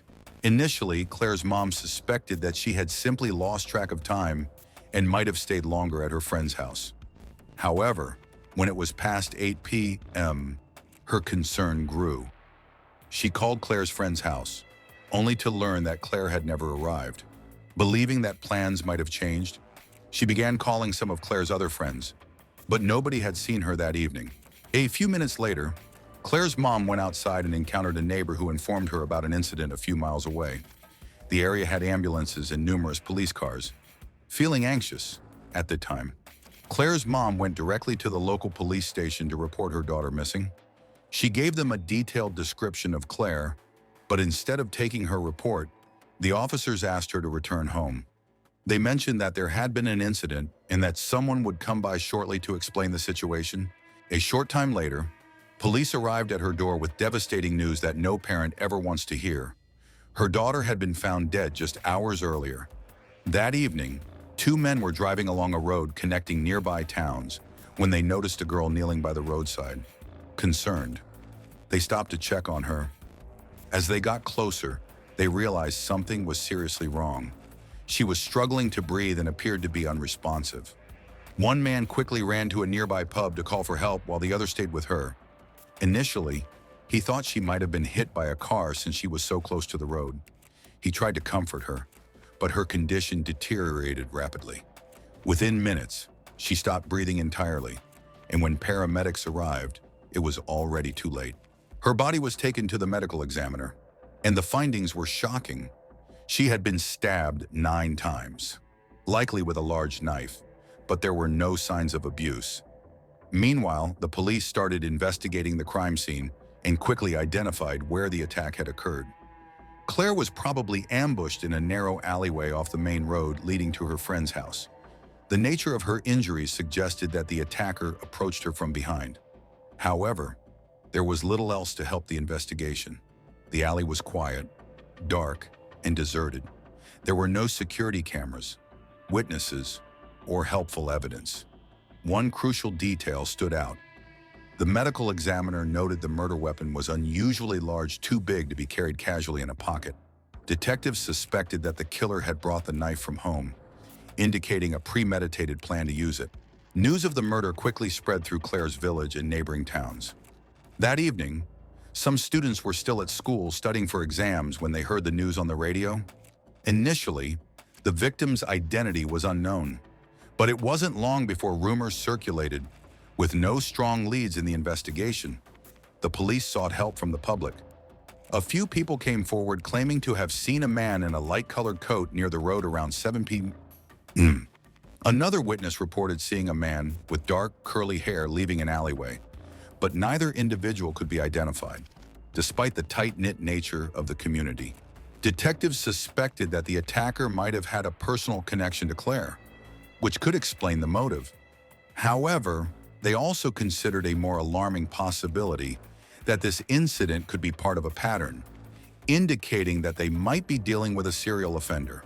In December 1988, 4 years before Claire was murdered, a 27-year-old woman was attacked by an unknown assailant while walking home from work. He was armed with a gun and a knife, abducted her, and drove to a remote area where he attempted to assault her. After stabbing her 5 times, he left her, believing she was dead. Miraculously, she survived. Despite her severe injuries and the freezing temperatures, she crawled to a nearby road, where a group of workers found her. She spent 9 days in intensive care, and doctors successfully saved her life. However, the police were never able to identify or capture her attacker. After Claire was murdered, detectives and local residents started to suspect that the same individual might be responsible for both crimes. A few days later, Claire's funeral took place, drawing hundreds of people from the community. Prior to the funeral, her parents spoke to reporters and mentioned that they feared the killer might attend the service. The detectives shared this concern, so they were present at the funeral and carefully noted everyone who attended. However, this effort still did not lead them to the person responsible for her murder. In the weeks that followed, the police continued to question local residents and investigate leads, but they did not find any useful information. Over 2 years passed, and it began to feel like the case would remain unsolved. Gradually, as people stopped discussing what happened to Claire, until one day, everything changed.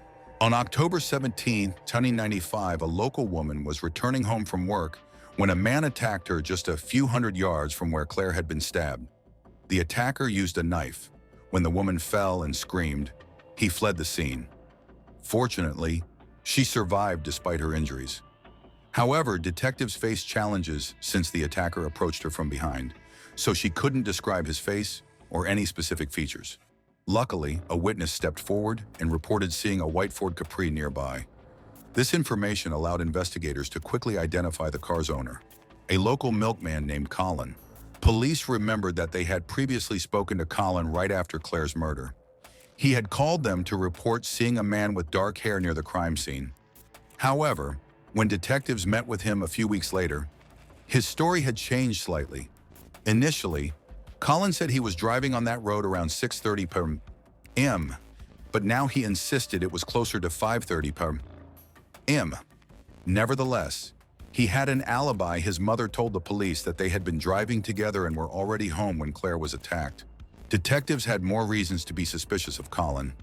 He drove a white Ford Capri, which witnesses had also spotted near another attack. Colin was known for wearing a light-colored trench coat, matching the description given by several witnesses from both crime scenes. He also had light-colored hair, and 2 different people reported seeing a fair-haired man near the alley where Claire was murdered. These factors led detectives to seriously consider him as a suspect and to obtain a warrant to search his home. Police discovered a large knife in the house that matched the wounds of the latest victim. However, that was just the start of their findings. They also found a hidden journal, which contained shocking revelations. In the diary, Colin confessed to attacking a woman in 1988, referring to it as his masterpiece, and claiming it had a 95% success rate. When he learned that the victim had survived, he expressed a desire to do better next time.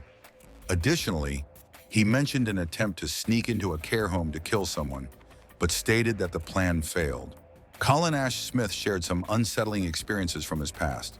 He revealed that he admitted to threatening his first victim, warning her that if she reported him to the police, he would harm someone else. Additionally, Colin confessed to a stabbing incident in 1995. He was angry with his girlfriend, believing she was unfaithful. In his rage, he drove around looking for someone to hurt. Initially, he saw a man but thought that would be too risky. Later, he noticed a woman walking alone, stopped his car and attacked her. Afterward, He felt a sense of relief and was indifferent about the woman's fate. The diary revealed his intentions to commit additional murders and mentioned that he had broken into the homes of several women he knew while they were away. When police examined Colin's car, they discovered blood-stained clothes and a torn piece of a tie, which he had used in an attempt to strangle his first victim. This evidence was sufficient to charge him with attacks on both women. Detectives also believed he was responsible for Claire's murder and began investigating for any possible connections. Colin's family was familiar with Claire's family. They both frequented the same community center, a social hub for residents. Remarkably, Claire had celebrated her birthday at that center just 4 days before her death, and Colin had been there the same night. Investigators also noted that Colin attended her funeral. However, despite these connections, there was no concrete evidence linking him to her murder. While Colin was in jail, detectives interrogated him, but he denied any involvement. He did present a theory, suggesting that the killer could be a man who used to play pool with Claire at the community center. Colin claimed that this man left town soon after the murder and that he last saw him at Claire's funeral. Police were able to locate the man, but he did not match any of the witness descriptions of someone seen near the crime scene. In contrast, Colin fit the descriptions perfectly, but the police still lacked sufficient evidence to charge him. Colin was ultimately charged only for the 2 attacks that occurred in 1988 and 1995. In December 1996, he pleaded guilty and received life sentences, with the chance of parole after 15 years. However, investigators continued their pursuit of justice for Claire, seeking any evidence that could strengthen their case against him. Among all the possible suspects, Colin remained the most likely, but there were significant challenges: a lack of physical evidence and his alibi. Colin called the police the day after the murder, claiming he saw a man with dark hair near the scene about an hour later. However, this call contradicted his own alibi because, according to his account, he would have had to be very close to the alley when Claire was attacked. This raised suspicions among detectives. Was his mother lying to protect him? Detectives continued their investigation and eventually revealed the truth. Colin's alibi was entirely fabricated. They found concrete evidence showing that his mother was not with him that evening, indicating that she had lied to protect him. In addition to this, investigators made another unsettling discovery. They learned that Colin's father had disposed of a knife that Colin had brought home after the 1995 attack. He confessed to boiling the knife, taking it apart, and throwing away the pieces just hours before police arrived with a search warrant. As a result, he was sentenced to 12 months in prison. Colin's mother was also involved. She later gave an interview to a local TV station where she claimed it was her idea for her husband to dispose of the knife. She insisted that she believed her son was innocent and was afraid that the police would wrongfully accuse him of someone else's crime. Despite their extensive investigation, police still lacked sufficient evidence to charge Colin with Claire's murder. While he served time for other attacks, detectives continued to explore his background in hopes of finding a connection to the crime, but they came up empty-handed. The only notable find occurred during a routine search of his prison cell, where officers discovered disturbing notes filled with graphic fantasies about women he knew. These notes resembled pages from his old diary and painted a troubling picture of his mindset. After that, the investigation stalled. Claire's parents believed Colin was the murderer, and it weighed heavily on them that the police couldn't charge him. Sadly, Claire's mother died of cancer in 2008, and her father passed away in 2012, so neither lived to see justice for their daughter. In 2013, the case gained public attention again as detectives renewed their efforts to identify the killer. They reached out to the public for any information, and even the Prime Minister supported their appeal. Although many tips came in, none were helpful until a former cellmate of Colin's, Stephen Dubois, stepped forward with new information. He claimed that Colin had bragged about attacking a girl one day. According to him, Colin recounted seeing her at a crosswalk and described how he suddenly lost control. Detectives quickly noticed an important detail. Claire had been using a crosswalk that led directly into the alley where she was attacked. In contrast, the other 2 victims had been found far from any crosswalks. This clue strongly indicated that Colin might have been referring to Claire or possibly another victim that the police had not yet identified. However, detectives were skeptical about the existence of other victims since there were no similar unsolved cases reported in the area. Detectives did not have enough evidence to prove guilt yet, but they decided it was time to present all their findings and attempt to take the case to trial.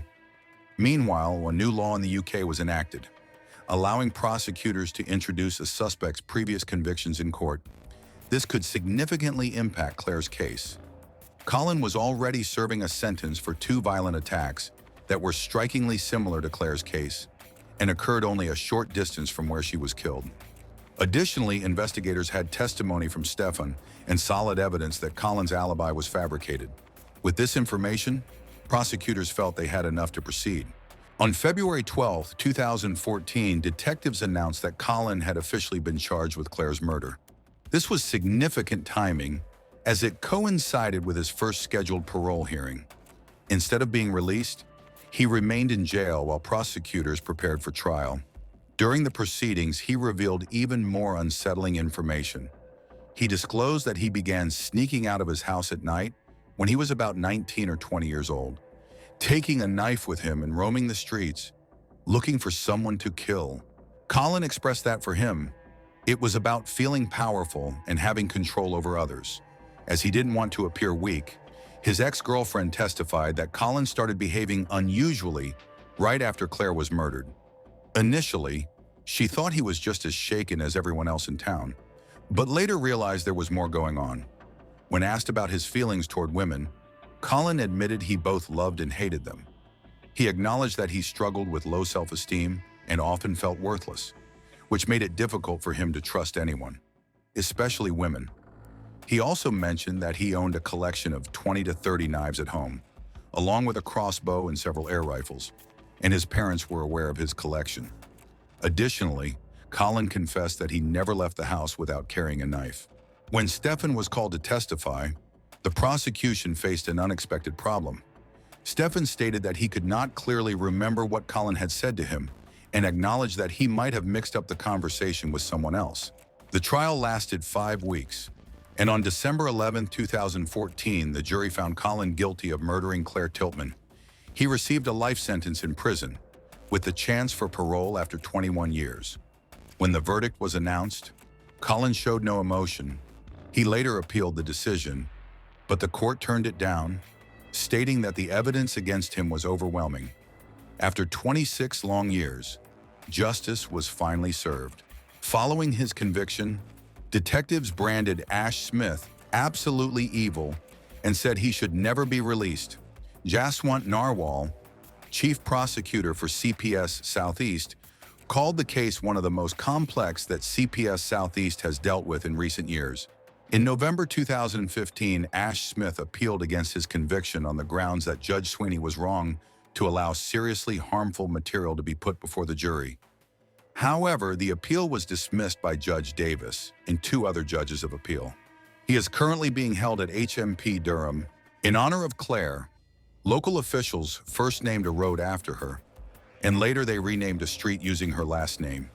In 2022, a new community center was opened, proudly named after Claire Tiltman. Claire Tiltman's tragic murder left an indelible mark on Greenhithe, but her legacy endures through the community's unwavering pursuit of justice and the tributes that honor her vibrant spirit. After 26 years, Colin Ash Smith's conviction brought closure to a case that once seemed unsolvable, underscoring the resilience of Kent police and the impact of new legal measures. While Claire's parents did not live to see this resolution, her memory lives on in the road, street, and community center named after her, inspiring future generations to embody her determination and kindness. The case stands as a testament to the power of perseverance, ensuring that Claire's light continues to shine brightly in the hearts of those who knew her and beyond. On Valentine's Day in Tijuana, Elizabeth was excited about a second date with a man she had recently met. As usual, she let her family know where she was going, even shared her location for safety. Initially, everything seemed fine. However, her messages suddenly stopped. Her phone went quiet, and her car was missing. By the next morning, her family began searching everywhere for her, hoping to find any clue. What they uncovered shattered their hearts and revealed a more disturbing situation in the city. Elizabeth was not alone. Her case was just the start of a troubling pattern. Elizabeth Martinez Figueroa was born in 1996 in Tijuana, Baja California, a city on the border between Mexico and the United States. She was the youngest of 7 siblings. People who knew her described Elizabeth as a cheerful and gentle young woman who had a strong bond with her mother. Her mother was more than just a mother to her. She was her anchor, confidant, and main source of strength. By early 2022, Elizabeth accomplished something her family had never achieved before. She graduated with a degree in international trade and business from a private university. This was a significant milestone, but it didn't satisfy her ambitions.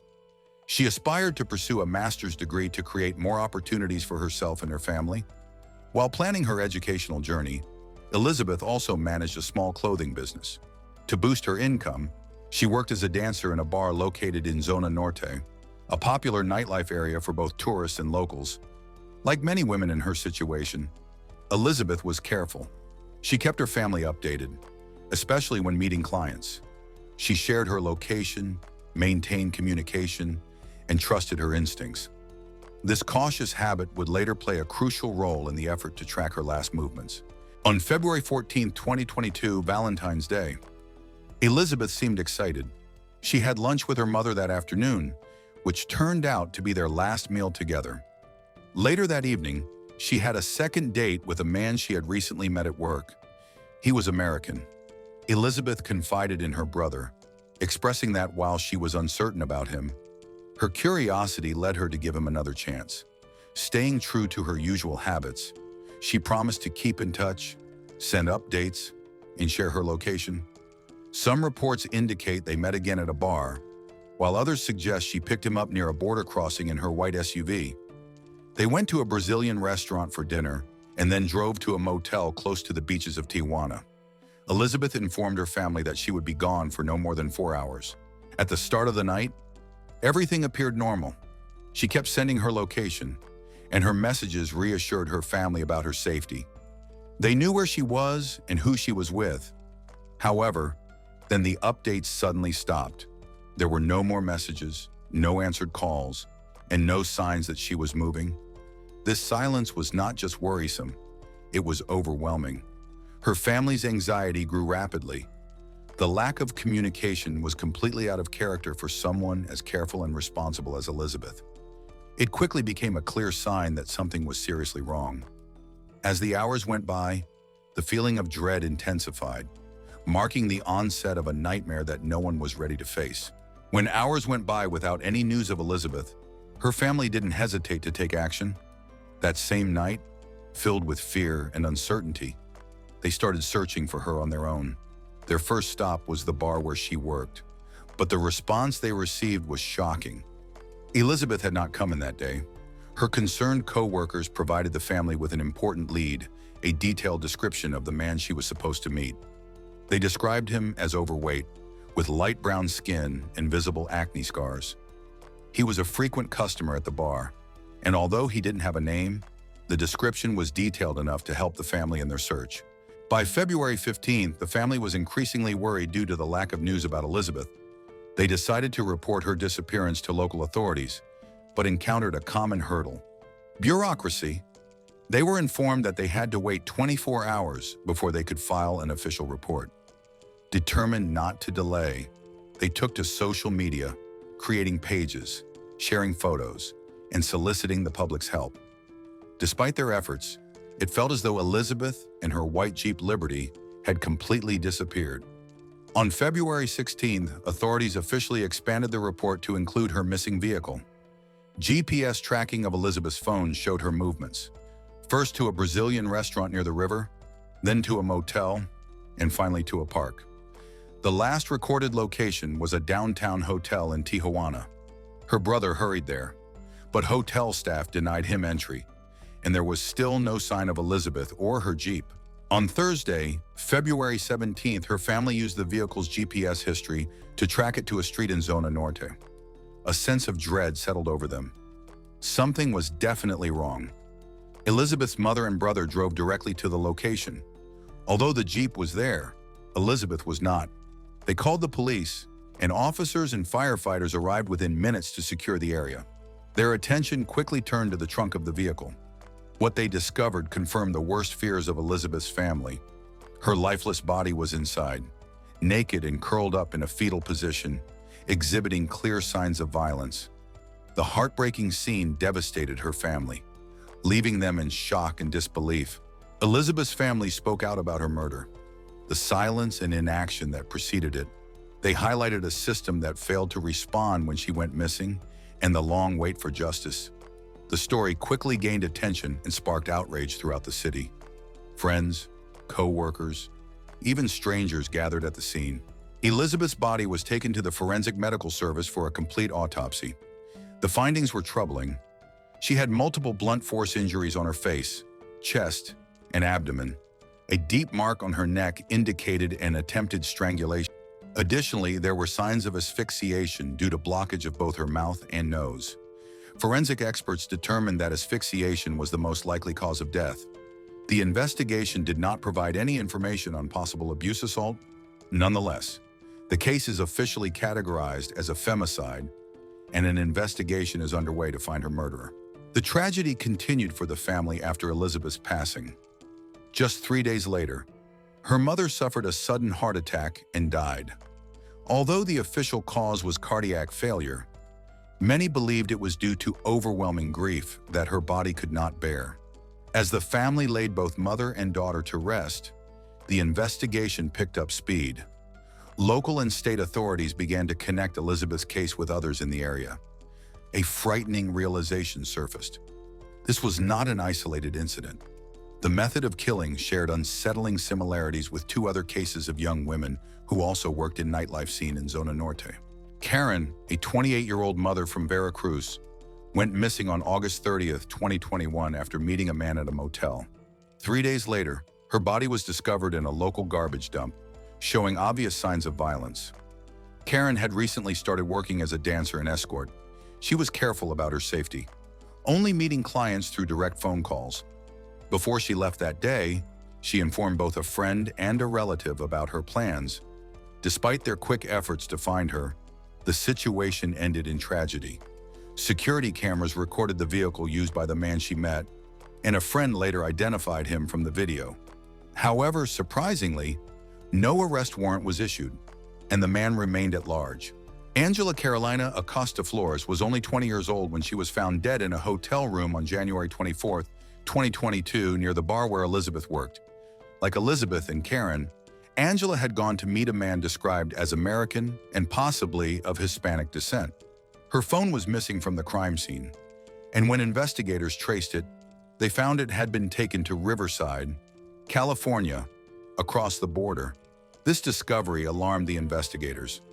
3 women had been brutally murdered, all linked by time, location, and method. Each case involved a mysterious man, likely American, and all 3 women were associated with the nightlife in the same area. They were killed within a 6-month period, leading to a troubling conclusion. There may be a serial killer targeting vulnerable women in Zona Norte. On Wednesday, November 16, 2022, the Baja California State Prosecutor held a highly anticipated press conference. With a room full of reporters and the nation watching, he confirmed a troubling presence. A serial killer was active in Tijuana. The prosecutor revealed that the suspect specifically targeted exotic dancers and escort who belonged to one of the city's most at-risk groups. His method was alarming. He would travel from the United States into Mexico, commit his crimes, and then escape back across the border, making it difficult for authorities to catch him. At that time, no additional details were shared to avoid compromising the investigation or alerting the suspect. Meanwhile, the manhunt for the killer was intensifying. Nearly a month later, on December 13th, the prosecutor held a second press conference. This time, the news was shocking. They had identified a suspect, an American citizen, whose psychological profile resembled that of Ted Bundy, one of the most notorious serial killers from the 1970s. However, there was a complication. The man had already left Mexico. Although a local arrest warrant was issued, it wasn't sufficient. Authorities sought a red notice from Interpol to enhance international cooperation. The FBI and U.S. consulates joined the search, and the suspect's physical description was made public to help locate him. Experts also conducted new forensic tests to ensure that no accomplices were missed. The breakthrough in the investigation came from detailed profiling. Investigators identified the man's methods. He targeted young women who were petite, attractive, and vulnerable. He portrayed himself as polite, respectful, and generous to gain their trust and lower their defenses. Once he had their confidence, he would lure them to secluded areas where he would then attack them. Each of the three known victims, Elizabeth Martinez, Karen, and Angela Carolina Acosta Flores, suffered extreme violence, with visible injuries primarily to their faces and chests. His method of asphyxiation was a defining characteristic. Two of the victims were found without clothes, while the third, although still dressed, had more injuries, indicating she may have fought back.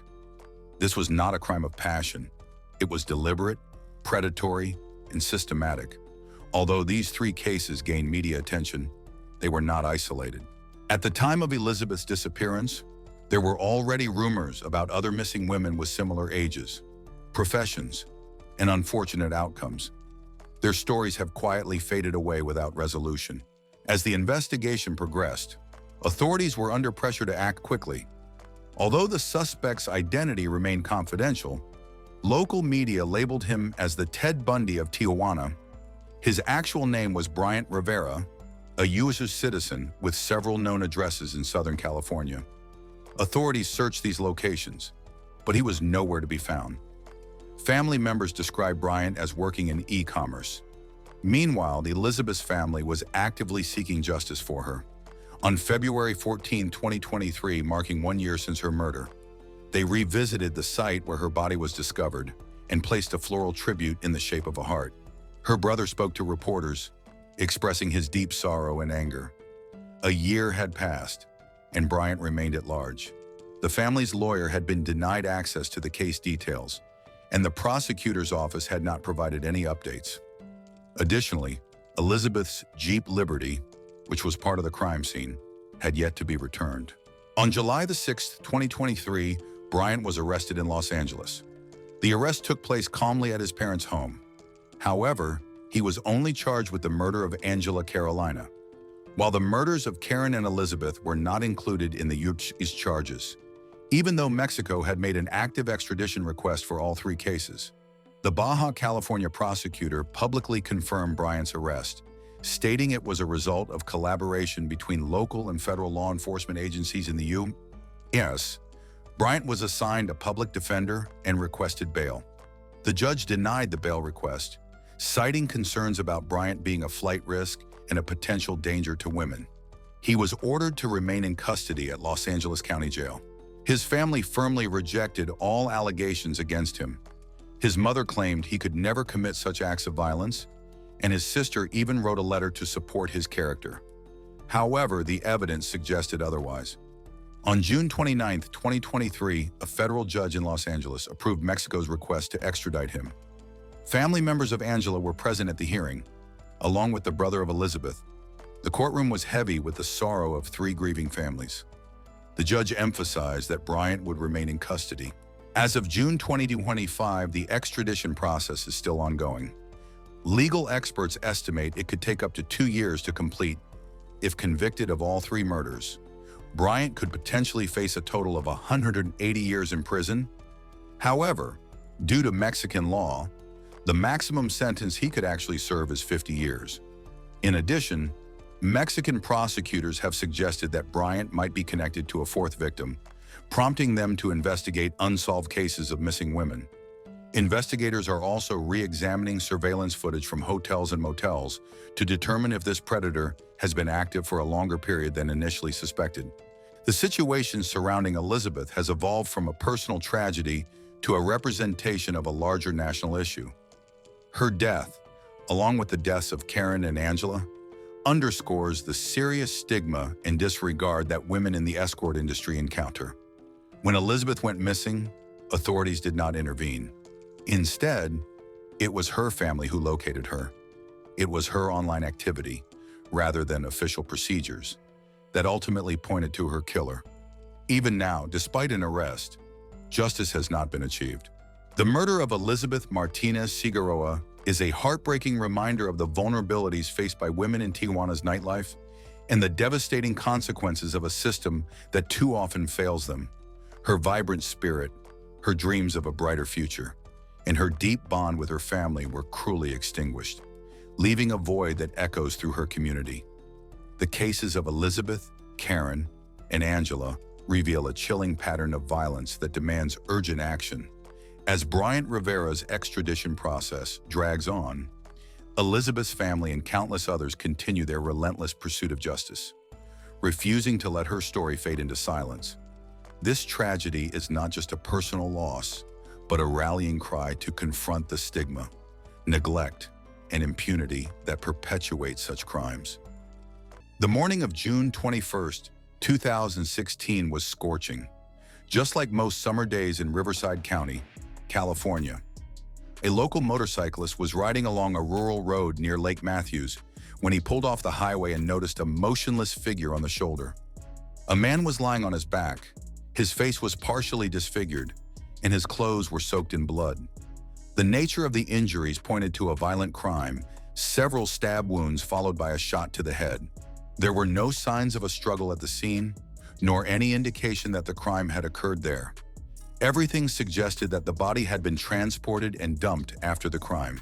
Investigators later identified the victim as 25-year-old Justin Hilbert, a resident of Riverside. On the evening of June 20th, he left the home he shared with his partner, Tanya Rep, and never returned. Their son was just 6 months old at the time. Justin had recently finished a technical training program and had just started a new job. His life seemed to be turning around, but it came to an abrupt end. The investigation immediately hit roadblocks. Justin had no known enemies, no debts, and those close to him reported no ongoing conflicts. Tanya Rep was born in California in the mid-1980s. She grew up in a stable, working-class household, became independent early. From a young age, she demonstrated responsibility and strong ambition. She worked in logistics, was known for her organizational skills, reliability. In the 2000s, Tanya met Jared Bischoff. He appeared mature, dependable, and strong. Their relationship progressed quickly. They married not long after. However, their marriage began to crack under pressure. Tension and power struggles grew more frequent over time. Jared became increasingly controlling and aggressive. He displayed jealousy, exerted emotional pressure, eventually resorted to physical force. Tanya refused to accept that behavior. She began gathering evidence, preparing for a divorce. The process was long and painful. Jared refused to let go, resisted the separation. He tried to maintain influence over her at any cost. Jared served in the U.S. Marine Corps. After leaving the military, he returned to California and struggled to find stable work. He had a determined, persistent character. Outwardly, he seemed calm and dependable, but beneath that facade, there was volatility and a desire for control. He viewed the marriage not simply as a personal relationship, but as his territory, one he would not allow interference in. After the divorce, he couldn't accept that Tanya had moved on. He especially struggled when she began seeing another man. Though he claimed to have come to terms with it verbally, he continued to interfere. He showed up near her home, monitored her activities, applied pressure, and issued threats. He didn't see his behavior as stalking. In his mind, it was about restoring justice and trying to regain lost control. Justin Hilbert lived in Riverside, California. He was just beginning to build his adult life. After years of side gigs and searching, he enrolled in a technical school, graduated, and landed a full-time job maintaining industrial equipment. Justin was calm, avoided conflict. In early 2015, he met Tanya. At the time, she was finalizing the end of a difficult marriage. Their first conversations felt easy, natural. Justin didn't push, didn't rush things, and never made demands. He simply showed up, listened, offered support, and helped when needed. Over time, Tanya and Justin developed a strong bond. They didn't move in together immediately, but they started to spend more time as a couple. With Justin, Tanya felt a sense of safety she hadn't experienced in a long time. When she discovered she was pregnant, Justin responded with calm and support instead of fear. He became more engaged, helping to prepare for the baby. And by early 2016, they were living together. In January, their son was born. He quickly became the focal point of their lives. Justin embraced fatherhood, learning how to swaddle, bottle feed, care for him at night, and take him for walks. Although they weren't legally married, their family and friends saw them as a complete family unit. Justin's parents welcomed Tanya into their lives, and she often spent time with them, creating a warm home environment. Justin had no ties to Jared and was unaware of how deeply Jared was affected by the changes in Tanya's life. All Justin wanted was to create a stable, loving family together. Bailey Sharp, the youngest person in this story, was born in the early 1990s in Seattle to a family involved in law enforcement. As a child, she was energetic, enjoyed science and sports.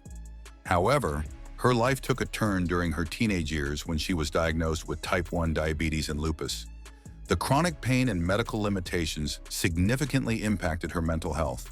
By the age of 16 or 17, she began using marijuana, progressed to prescription painkillers, and eventually sought out stronger drugs. Despite going through rehabilitation multiple times and experiencing periods of recovery, she faced ongoing relapses.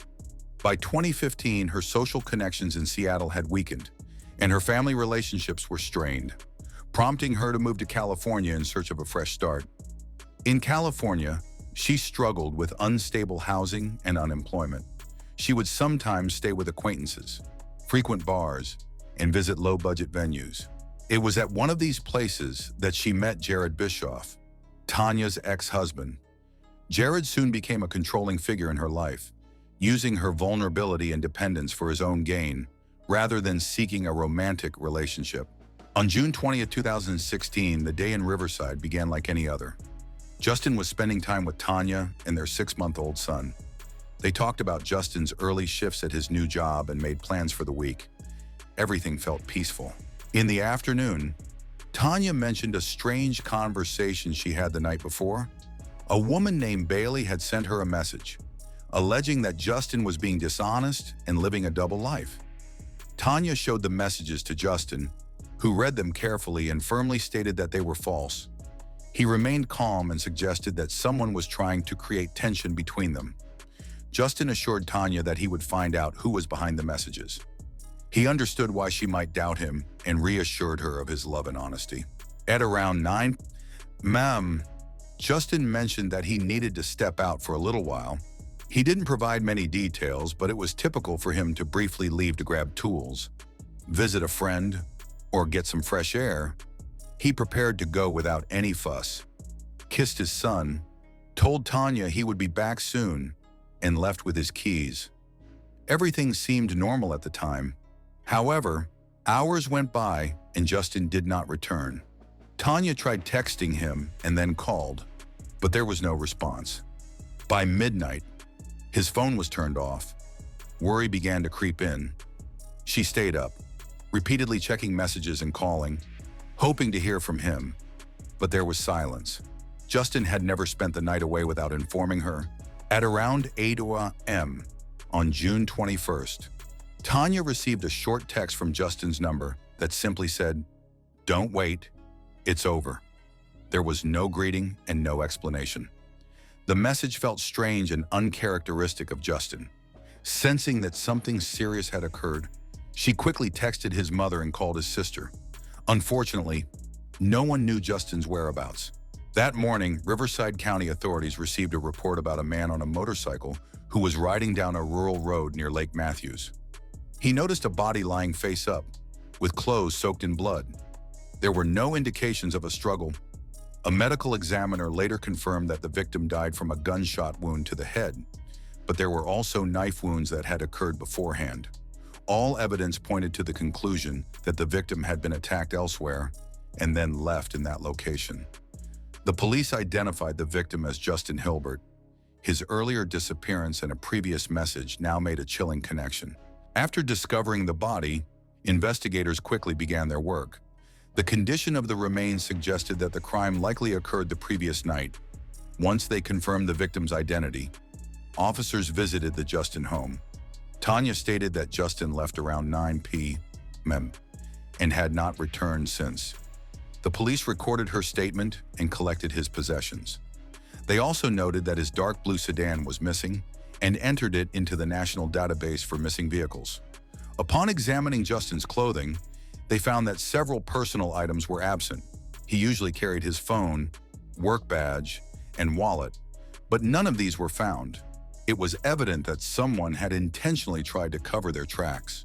Interviews with Justin's friends and colleagues provided minimal information. No one was aware of any problems or threats. Everyone characterized him as calm. There were no debts, lawsuits, or any clear motive. The case took a turn when investigators examined Tanya's recent messages. One name caught their attention: Bailey. She had reached out to Tanya just before Justin disappeared. A record search revealed Bailey Sharp, who is registered in San Bernardino County but does not have a permanent address.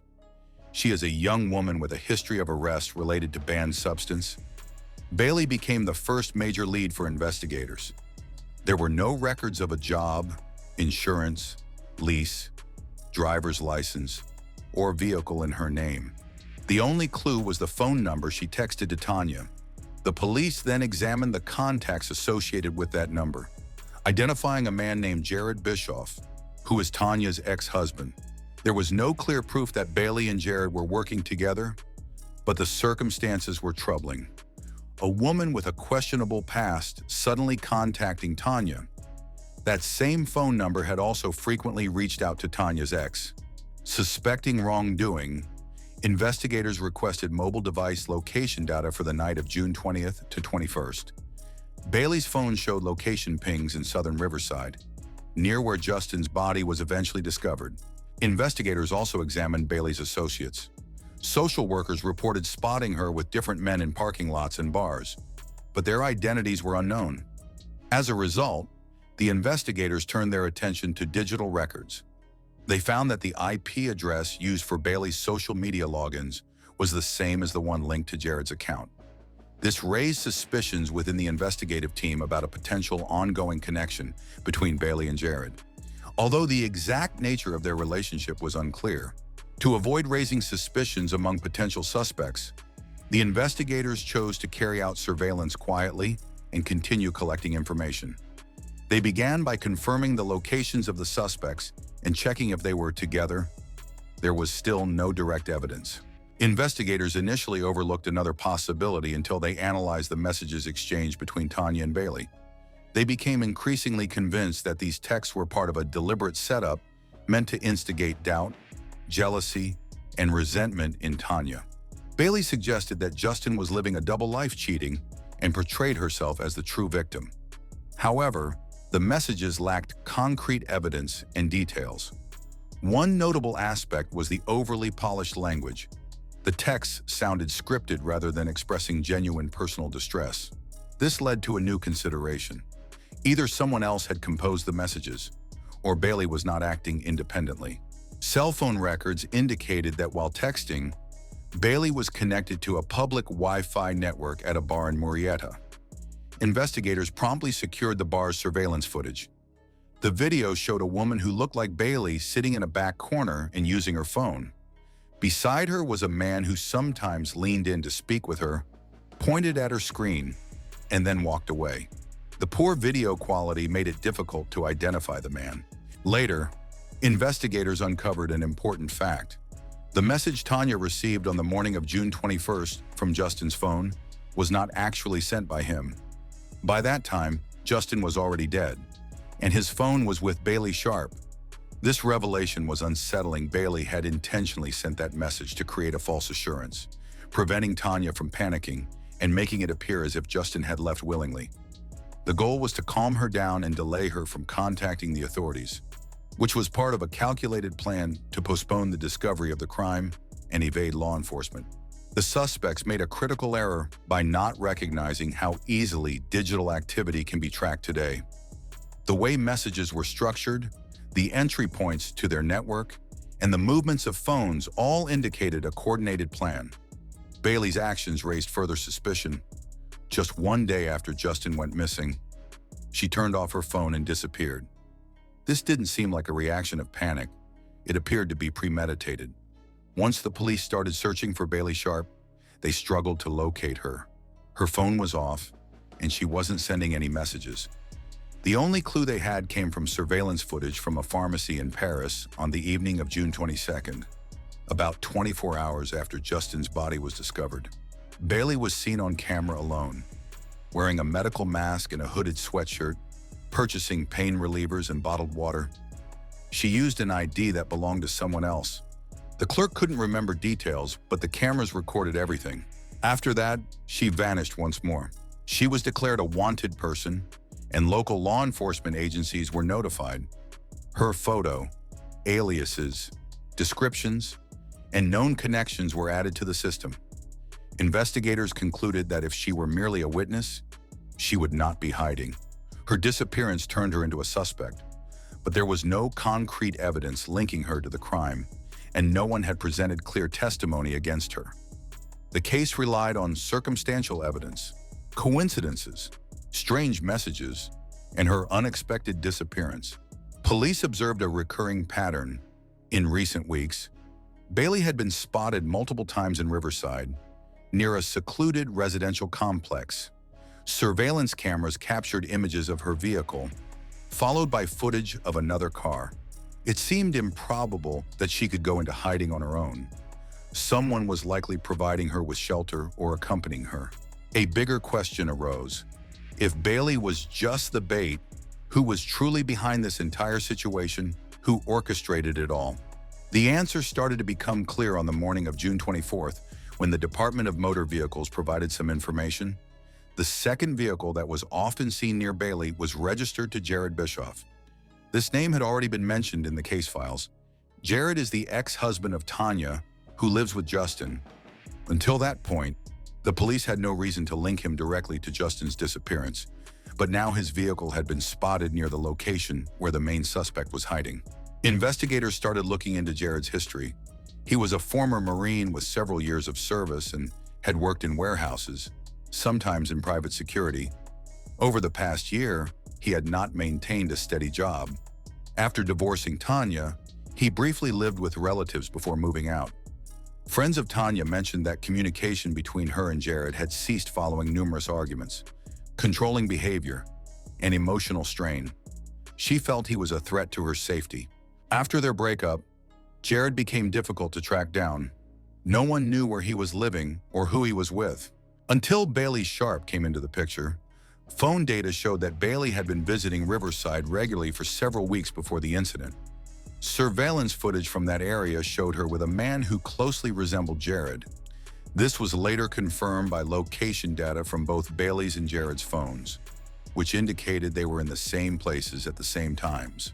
On the night Justin went missing, both phones registered signals from the same area in Riverside where Justin's body was eventually found. Police obtained a warrant to search an apartment believed to be occupied by Jared. Based on his mobile activity, the lease was under a false name. Inside, the place was disorganized, containing leftover food, Bailey's clothing, a backpack, and a knife wrapped in a t-shirt. The knife tested positive for blood, which forensics later identified as belonging to Justin Hilbert. However, Jared was not found at the scene. Neighbors reported seeing him shortly before the incident, sometimes alone and other times with a woman who looked like Bailey. Afterward, both disappeared. Authorities in Riverside County have issued warrants for both suspects. The search now includes banks, phone companies, and traffic cameras. Investigators returned to a bar in Murrieta where Bailey was frequently seen. A bartender remembered her distinctly. She had been there with a tall, quiet man. At the time, he didn't know the man's name, but when shown a photo of Jared, he recognized him right away. The bartender noted that they appeared to be very cautious. They talk about the impending disappearance of a woman. This indicated that the initial target might have been Tanya. Justin's presence became the catalyst for the conflict. Jared, using Bailey, set up a scheme where she sent Tanya false messages suggesting infidelity. This was intended to sow doubt, incite conflict, and potentially push Justin away. On the evening of June 20th, Justin left his home after receiving text from Bailey, who claimed she wanted to meet and reveal information about the situation. Unbeknownst to Justin, he was heading into a trap. A few days later, investigators found Justin's abandoned car on a secluded road, far from any houses or security cameras. Inside the vehicle, there were bloodstains on the seat, and outside, a partial fingerprint belonging to Danny Serrano, a man with a criminal record for assault and theft. At that time, Danny was in custody for another charge, but it was confirmed that he was free when Justin went missing. Investigators interviewed Danny at the detention center. Although he denied being involved in the incident, his statements were inconsistent. The police had his photo and showed it to the bartender, who recognized Danny immediately. He remembered seeing Danny with another man who seemed nervous and agitated. Though Danny hadn't been drinking much, he changed clothes in the restroom and threw something in the trash as he left. His testimony supported investigators' suspicions that a third person was involved. Justin's phone was later found in a dumpster near where his car was discovered. Although the phone was damaged, forensic experts managed to retrieve the call logs and text messages. These records indicated that, in the hours leading up to his death, Justin received texts from Bailey's number, followed by a phone call that prompted him to leave his home. In early July, investigators took an interest in a small motel in Arizona where a man and woman matching the descriptions of Jared and Bailey had stayed. The motel manager remembered them as quiet guests who paid in cash and requested not to be disturbed. After their stay, the motel's shower had been thoroughly cleaned, but traces of blood were found in the drain. On July 23, 2016, near an abandoned hangar in the desert, the body of a woman was discovered. It was Bailey Sharp. She had died from multiple stab wounds, and no personal items, identification, or phone were found with her. Additionally, Jared's fingerprints were found on a plastic bag near the dump site where Bailey's body had been hidden. The police became increasingly convinced that Jared had removed a potential witness, making him the primary suspect in both cases. On July 27th, a diner in Arizona reported seeing a man resembling Jared who dined alone and paid with cash. Surveillance footage confirmed it was Jared. Then, on July 30th, in New Mexico, a patrol unit stopped a car with a broken taillight. The driver appeared nervous and possessed fake identification. Fingerprint analysis revealed that it was Jared Bischoff. He was arrested. The authorities found cash, forged documents, and a backpack with clothing in his possession. During questioning, he remained calm and chose not to speak, but the evidence against him was strong. Blood traces matching Bailey's were discovered in a motel, and a knife was found in the apartment. Forensic experts affirmed that the blood on the knife matched blood found in Justin's car, the scene of the crime. Additionally, Jared's DNA was detected on the steering wheel and driver's seat of the car, indicating he had driven it after the incident. Danny Serrano's confession during a second interview ultimately resolved the case. Worried about receiving a life sentence, he decided to cooperate with authorities. He disclosed that Jared was the one who used the knife and fired the fatal shot. Danny also admitted to helping restrain Justin and participating in disposing of the body. His account was consistent with both digital evidence and physical findings. Investigators gathered substantial digital evidence, including geolocation data, message history, and patterns of communication. Forensic linguists analyzed messages sent to Tanya from Bailey's phone number and determined they were actually written by a man. This confirmed prior findings. Jared and Bailey had worked together, with Jared being the mastermind and the one who directly committed the crime. In the spring of 2017, a trial started for Jared Bischoff. He was indicted on charges of first-degree murder in connection with the death of Justin Hilbert and Bailey Sharp, conspiracy, and evidence destruction. The jury found him guilty on all charges, and he received 2 life sentences without the possibility of parole. His lawyer chose not to appeal the verdict based on the evidence presented. Additionally, Danny Serrano was charged by the district attorney's office with aiding and abetting in a first-degree crime and obstruction of justice. His trial occurred in the fall of 2017, and he was also found guilty by the jury. During sentencing, the court took into account his substance abuse issues and his lesser role in the crime, resulting in a 25-year sentence without the possibility of parole for the first 20 years. One of Jared's former military colleagues revealed that, before the crime took place, Jared often expressed intense resentment towards Tanya. He believed she had destroyed his life, taken everything from him. He saw her as something he owned, and her new partner as a challenge to his authority. What happened to Justin wasn't merely revenge. It was Jared's attempt to emotionally damage Tanya. At first, Jared intended to go after both Justin and Tanya. However, Danny reported that he changed his plan. Jared supposedly said that causing physical death would be too easy and that true suffering would come from leaving someone alive. He thought that if she survived, she would endure ongoing pain for the rest of her life. Jared believed Tanya's greatest suffering would come from losing the person she loved, experiencing fear and isolation, and having to face her son every day. For this reason, Justin became the target. At one time, New Albany, a suburb of Louisville, was one of Indiana's most thriving communities. Situated along the banks of the Ohio River, it was known for its peaceful atmosphere, low crime rate, and vibrant nightlife. Young people enjoyed a range of activities, with plenty of parties and social gatherings to attend. When Robin moved to New Albany, she quickly made friends thanks to her outgoing nature. She aimed to get an education and planned to marry soon. In the first few months after her arrival, Robin dated a boy named Christopher Baxter. This was her first serious relationship.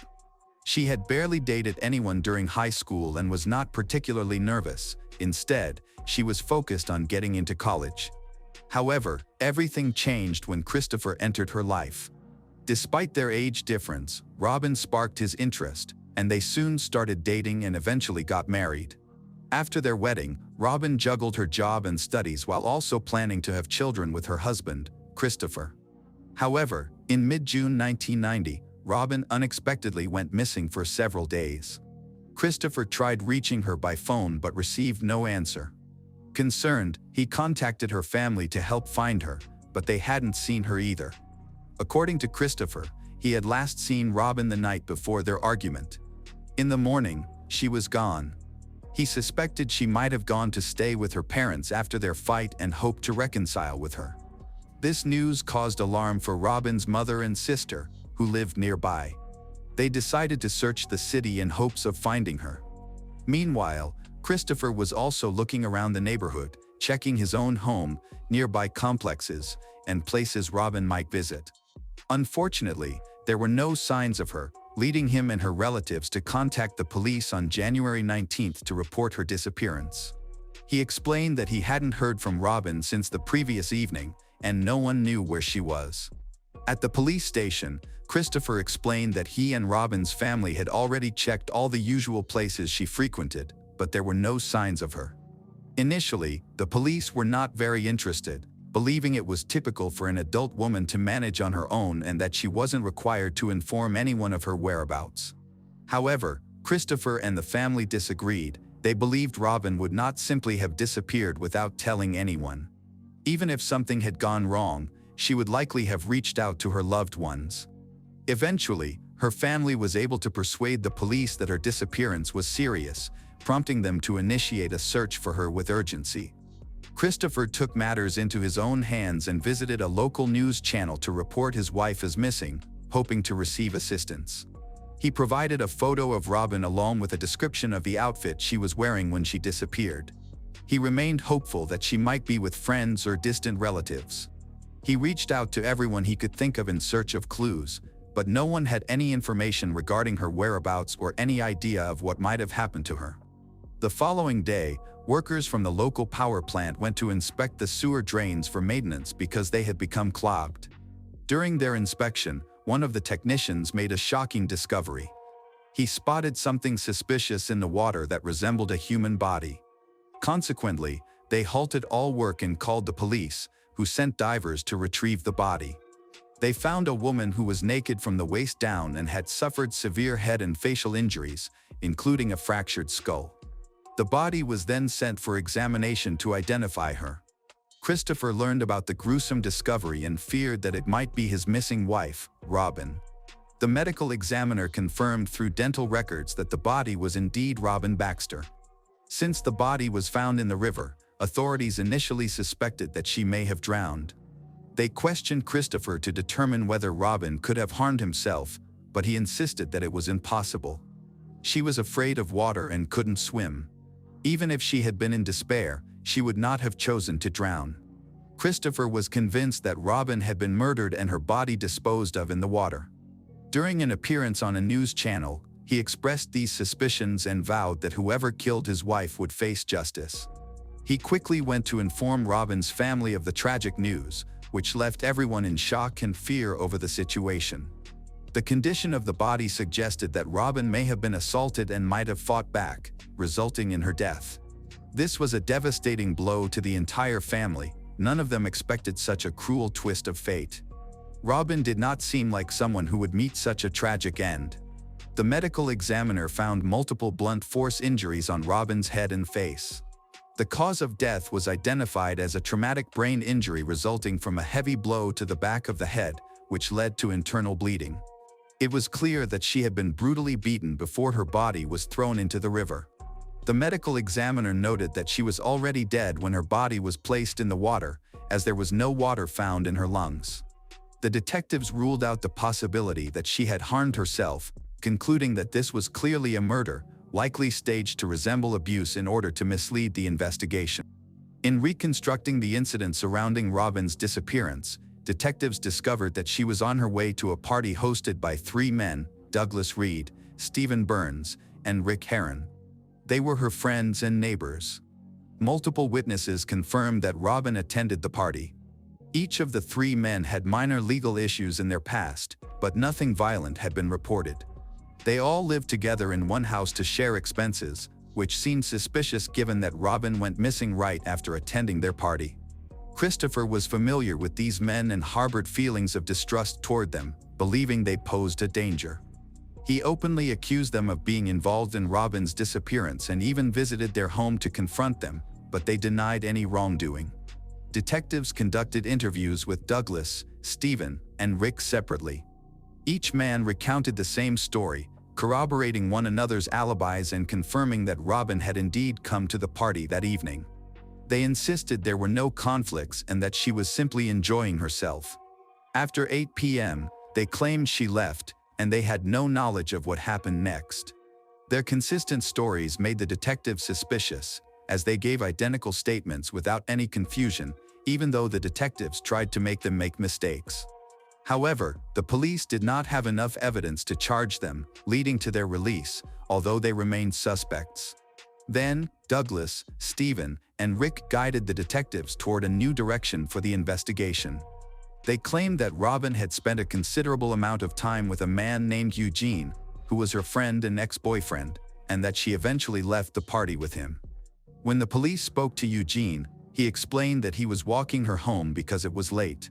However, this raised the question of whether something more sinister was happening.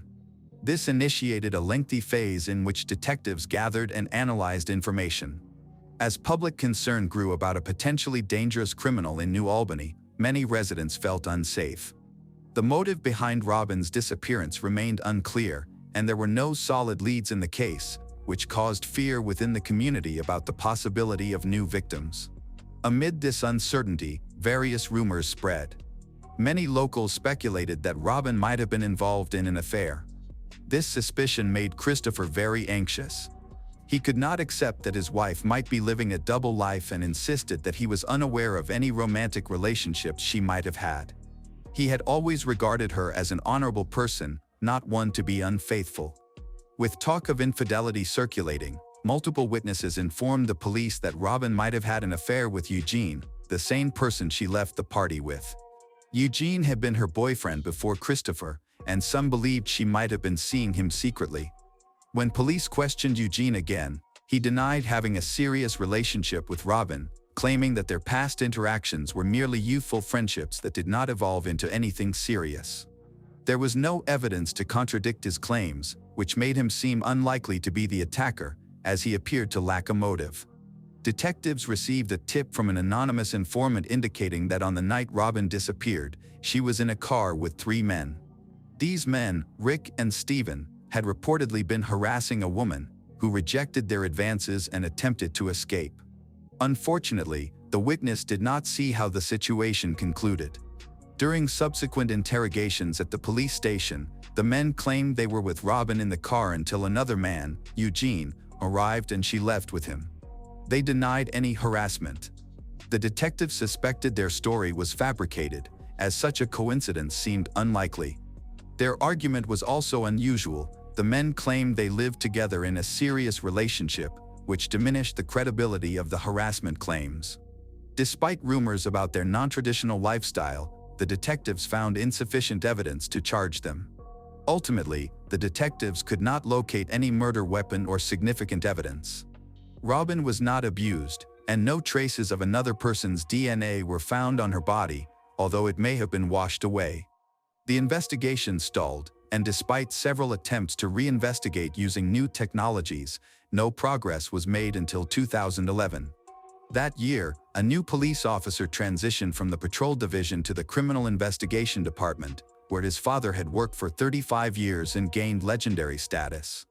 Although he did not finish the case, his son was honored to take on this responsibility and was committed to solving it. The new detective delved into Robin's case, determined to seek justice. He reevaluated all the evidence previously gathered. He learned that Robin had disappeared in 1990 and that her body had later been found in the Ohio River, showing signs of severe head trauma from a blunt object. The detective was astonished that this case remained unsolved, noting that multiple suspects had provided each other with alibis that led to their release after the investigation. He began to see that these individuals did not appear to be typical criminals. The detective first asked an important question: why would someone want to harm Robin? Described as a good woman, she was married, had no criminal ties, and led a law-abiding life. Her disappearance and violent death felt completely out of place, especially considering her plans to start a family with her husband, Christopher, and pursue an education. At first glance, it appeared that no one had a reason to commit such a horrific act. However, since it occurred, the police must have overlooked something. The archived documents contained numerous witness names that needed to be revisited. While reviewing the archive, the detective found a potentially significant note indicating that several individuals had not been interviewed during the original investigation. Among these was Charles, Christopher's neighbor, who seemed to have important information. Although the police had attempted to reach him in 1990, they were unsuccessful. He had been instructed to get in touch with the department, but he never did. The detective decided to meet with Charles and also re-interview the original suspects. The first 3 suspects, Douglas, Rick, and Steven, had all passed away from illness, which disappointed the investigator. However, further inquiry revealed that none of them had a motive for the murder. They were known to be gay, which made it unlikely for them to commit the crime, and Robin had only shared a friendship with them. This led the detective to consider her ex-boyfriend, Eugene, as a potential suspect. Additionally, as the police examined the case further, they began to focus more on Christopher, Robin's husband, as he could have been involved given the violent nature of the crime. The killer was probably someone who knew Robin well. A conflict, possibly driven by revenge or jealousy, resulted in her cruel death. The detective suspected that Christopher and Eugene might be involved in a love triangle, providing both with potential motives for the murder. There were also rumors that Robin was having an affair. The investigator was trying to establish a connection between one or both suspects and the crime. Meanwhile, the new detective interviewed Charles, who had lived next door to Christopher in 1990. Charles mentioned that he had never been questioned, despite having relevant information. He recalled hearing screams and sounds of a struggle coming from Christopher's house on the night of the disappearance. Shortly after midnight, he saw Robin outside, dressed in a black t-shirt, denim shorts, and flip-flops. She appeared shaken and had what looked like blood on her face, but she declined help and was never seen alive again. Charles, an experienced builder, noted a peculiar incident. Christopher had asked him how to replace all the drywall in a room, which seemed odd since Christopher had recently completed repairs and had never explained the need to replace the new material. A troubling photograph was also found in their family archive, showing Christopher with a metal rod. Robin's family claimed he referred to it as an equalizer, which he kept near his bed for self-defense. After Robin's murder, this rod mysteriously vanished. This led the detectives to suspect that Christopher had killed his wife, likely using the metal rod to do so. The drywall needed to be replaced because it had been stained with blood from the incident, and Christopher might have initiated renovations to cover up the evidence. While this theory made sense, the detectives required solid evidence to take action against Christopher. A law enforcement officer visited the location where Robin was believed to have been murdered, which was now occupied by new owners. Inside the bedroom, they found the original drywall. The new owner mentioned damaging the wall while moving furniture and discovered a heavy aluminum rod hidden within it, along with a towel and a glove. These items were sent to the lab for analysis, where Christopher's DNA and Robin's blood were found on all three. It appeared that there was now sufficient evidence to charge Christopher with the crime. Earlier, Christopher told the police about an argument he had with his wife, Robin, but he denied murdering her. He explained that on June 19, 1990, they had a serious quarrel, after which he went to bed. The next morning, he was surprised to find that she was not home. 4 days later, her body was discovered in a river. The argument had escalated. Christopher broke the glass in their back door and cut himself, yet he maintained that he did not physically harm Robin and had simply gone to sleep. His account contradicted many witnesses, who reported hearing him and his wife fighting. Some believed Christopher was abusive and cruel during their marriage. Christopher continued to assert that he did not harm his wife, claiming she just left after their argument.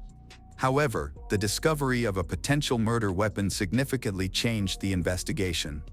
A metal rod, believed to be the murder weapon, was found more than 20 years later.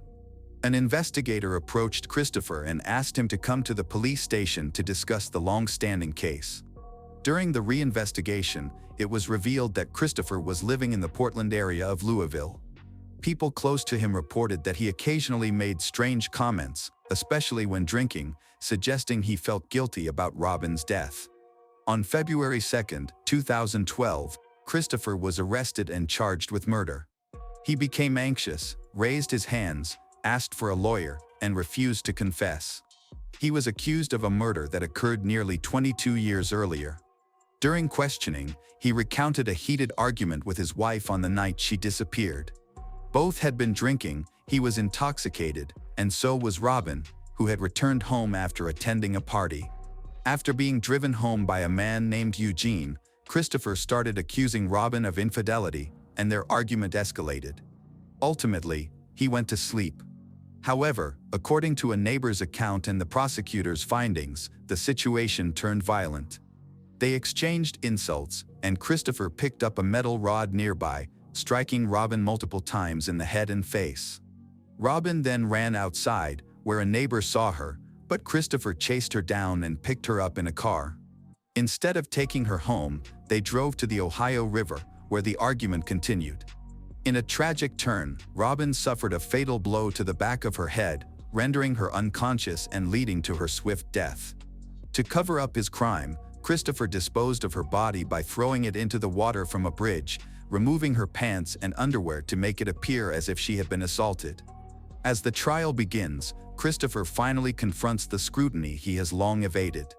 The trial was initially challenging and experienced multiple delays, partly due to issues with some evidence, but it eventually proceeded. Throughout this process, Christopher consistently denied any wrongdoing. The prosecutor's office presented testimony from multiple witnesses who reported hearing constant screams coming from Christopher's home and believed he regularly abused his wife. The defense attorney argued that this evidence was fabricated and claimed that authorities were simply trying to resolve a case that had been open for 20 years. However, the prosecution argued that the severity of the injuries indicated premeditated murder, stressing that only Christopher had a motive to harm Robin. An important piece of evidence for the prosecution is Christopher's testimony regarding that evening. This testimony aligns with the account provided by a neighbor and contains no inconsistencies. He maintained that Robin was killed after she left the house and denied any involvement. Despite the defense's efforts, the jury ruled in favor of the prosecution. Christopher Baxter was sentenced to 55 years in prison, marking a significant victory for the prosecution. The defense attorney continued to fight, submitting several appeals, all of which were denied. After being free for 22 years, Christopher was finally imprisoned. It remains unclear why the police were unable to establish his guilt earlier, likely due to his ability to portray himself as a grieving husband, which made it difficult for others to suspect him. Christopher is eligible for release no earlier than 2039, but according to records, he died from natural causes. The Missouri community believes that Christianity involves more than just having the right beliefs about God.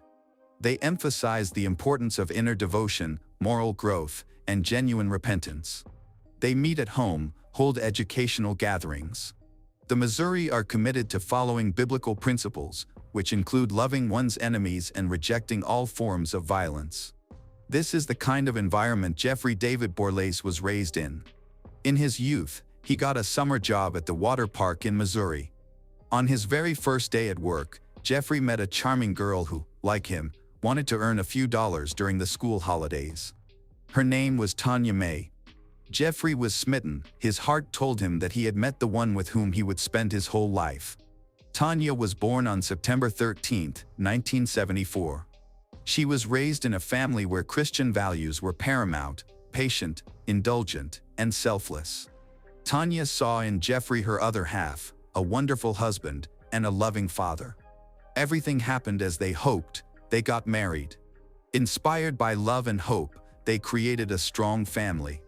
Then, 4 children were born. True to their beliefs, Jeffrey and Tanya decided to take in 4 more boys from an orphanage to raise, making a total of 8 children: Taylor, Kaya, Alexis, Meseret, Tristan, Eli, Stephen, and Meliku Borlase. As time went by, the kids grew up. Their daughter, Taylor, despite the age difference, was very close to her brothers, with whom she loved to play pranks. They also shared common interests. The children were involved in sports and music. This continued until 2015, when Taylor did not finish high school and did not move to Boone to attend Appalachian State University. However, whenever the opportunity arose, the girl visited her relatives. Meanwhile, Tristan grew up like any other child. Sometimes he got annoyed with his parents, for example, when he was not allowed to use a cell phone or social media until a certain age. He was also forbidden to date girls until he graduated from high school. Overall, all the children in the family, regardless of whether they were born in marriage or adopted, grew up in a harmonious atmosphere and were not deprived of love or affection. Their loving mother closely monitored the internal order of relations between brothers and sisters, prayed frequently, and did good deeds. There was one incident that will forever remain in Robin's moth memory: Tanya's compassionate mother. Her daughter sold her expensive wedding ring and replaced it with a cheap one to help build houses for residents of Haiti affected by the hurricane in December 2017. Pleasant changes occurred in the life of the family as Jeffrey, his wife, and children moved to a new house in Watauga County, North Carolina. The new house was more spacious, had a larger lot, and was located just under 2 miles from Robin. This would be very convenient, especially when help was needed with babysitting. Around the same time, Tristan, who was in high school, started to participate in track and field. Alexis and Kaya worked as counselors at summer camps. At first glance, it might seem that the Borlase household never had any problems or troubles, but this was not the case. Over time, Tristan's behavior began to raise concerns. By 2019, while in high school, he started having difficulties understanding some school subjects, and these challenges only increased day by day. In addition, sometimes the boy behaved inappropriately. Although by that time he had everything, he constantly argued with his parents about his own mobile phone and access to social media. Tristan spent a lot of time on his Instagram account. The eldest of the Borlase children, Taylor, was always interested in the lives of her brothers and sisters and noticed that Tristan often quarreled with their parents. She also learned about his other problems. Some teachers tried to push Tristan to give his all. One of them was initially saw in Tristan a smart student with great potential. However, he soon became convinced that Tristan, who was frequently late for classes, was not interested in studying at all. Tristan withdrew from the school community, was indifferent to everything, and did not want to try. It got to the point where he wore headphones during class and sat with a vacant expression. The teacher tried to help Tristan, and one day after class, they had a heart-to-heart talk. It was a very productive conversation, and Tristan assured his teacher that he would try to achieve more, but in the end, he did not see any improvements. After a while, Tristan became friends with a girl from their religious community, Evelyn. They began dating, and he sometimes shared his frustrations about his relationship with his family, mentioning the frequent quarrels with his mother and father. On April 10, 2019, Tristan's teacher called his parents to complain about his academic performance and behavior. Jeffrey and Tanya left their youngest child with his grandmother and went to the middle school to understand what was happening. That same day, Taylor received a text from her mother, asking if she knew that Tristan was using illegal substances. Later, Tanya explained to Taylor that she had taken Tristan's phone to investigate the claim. After 4 p.m., Tanya informed her mother, Robin, that the conversation with Tristan had gone well. Although they had taken away his phones and car keys until he started behaving normally and focusing on school, Tristan didn't seem upset. They returned home. They decided to take the family dog for a walk together. Before that, Jeffrey headed to his van while Tanya went into the house. Much of what happened afterward cannot be fully reconstructed, but it is clear that inside the house, Tristan suddenly attacked his mother with a knife, presumably taken from the kitchen, and stabbed her deeply. At about 5 p.m., cameras and CCTV installed outside filmed Tristan running across the yard, covered in blood. At that moment, Jeffrey saw him and got out of the car. Tristan walked up to him and suddenly attacked him. As Jeffrey ran away, he tripped, and Tristan rushed at him. First, Tristan hit him with his fist and then stabbed him multiple times. Neighbors reported that on that Wednesday at about 5:30 p.m., they heard loud screams. Tristan's hands were covered in blood. He went into the kitchen, where he had previously dragged his lifeless mother's body, picked her up, and carried her outside. Then he spent about an hour cleaning up the scene, even using a hose to wash the porch near the house. Around 8:30 p.m., Tristan went to his grandmother Robin's house to pick up his younger brother. She was surprised and asked him about his parents. He said that they had gone to the store for shopping. After about 20 minutes passed without any word from Tanya and Jeffrey, Robin felt a strong worry as such behavior was extremely unusual. At that moment, another grandson called her to tell her that his parents had not picked him up as they usually did. Robin immediately contacted Alexis and Taylor. They agreed to pick up the boy and meet together at the family home. Alexis arrived first with her boyfriend. It was already dark outside. Upon entering the house, they were horrified to see traces of blood on the carpet. Assuming that Jeffrey and Tanya might be in the storehouse, they headed there. Under the hammock, they saw Jeffrey's wrapped body. Alexis rushed to him, but her boyfriend tried to hold her back. He grabbed her and dragged her toward the house, saying that they should call 911. A few seconds later, they saw Tristan driving away in his father's black car.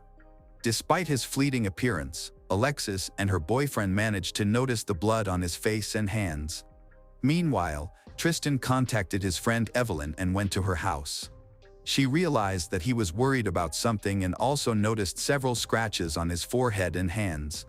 However, Tristan assured her that he had just had a fight with his parents and got the scratches while playing with his dog. Around 10:30 p.m., the detective received a report filed by Alexis. He immediately went to the scene. Seeing a bloody trail in the Borlase house, the partners followed it upstairs but found nothing. Returning to the yard, they began to search it and soon came across the body of 43-year-old Jeffrey, who had stab wounds to his abdomen. Continuing the search of the area adjacent to the house, detectives found a car in the woods. Previously, relatives had reported that Jeffrey's car had disappeared from the yard. It looked like it was an unsuccessful attempt to hide the family's white 2000 Ford pickup truck. The investigators then realized why the criminal had needed it. In the cabin was the body of 44-year-old Tanya, covered with a blanket and stuffed with bags of mulch. The police began collecting evidence, noticing red stains on the floor, the dashboard, and the rear door of the car. Considering the seriousness of the events, an experienced investigator was urgently called in due to the case of serious crimes of the Watauga County Sheriff's Department. He arrived at approximately 11:35 p.m. and examined the crime scene, after which the officers reported to him the statements they had collected from relatives. Then investigator decided to take the family to the sheriff's office, as it was necessary to document the interview with each of them. First of all, the lead investigator interviewed Robin, who explained what she had been doing that day and what she had discussed with her daughter Tanya. Then it was Taylor's turn, who also told everything she knew.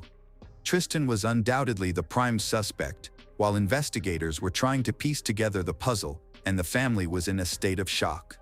Tristan was spending time with his girlfriend. He stayed overnight with her. The next morning they went to Walmart and McDonald's. Tristan promised they would go to class together later, but that didn't happen. Evelyn believed he simply wanted to escape his parents for a bit, so he suggested staying with a relative. That same morning, Tristan invited her to get in the car, and they drove toward Tennessee. Meanwhile, a warrant was issued for the arrest of the suspected killer, and searches continued at the suspect's residence. The investigator processed evidence from the white pickup truck, which was difficult to handle because it was on a steep incline. The truck was taken to the sheriff's office, where an agent from the North Carolina Bureau of Investigation joined the team and took a total of 737 photos from the scene. At the same time, investigator learned that Tristan had been spotted in Tennessee. He began the paperwork for extraditing the suspect and considered traveling there with Robin to speak to Tristan, given that he was a minor. Information about the car was shared with the National Crime Information Center, prompting efforts in Tennessee to locate the vehicle. The search for the car began, leading to a chase. While driving with Evelyn, Tristan notices that someone seems to be following them. He told his girlfriend that he had to hurry and sharply increased speed. She naturally did not understand what was happening. To make her less confused, Tristan suggested that his parents probably reported the car as stolen to find him faster. Tristan raced along the highway but eventually succumbed and stopped. Their car was surrounded by police cars. Evelyn was completely confused seeing Tristan handcuffed and placed in a police car. Officers noticed that Tristan did not appear upset or worried. According to the county sheriff's office, both young men's clothes were stained with blood.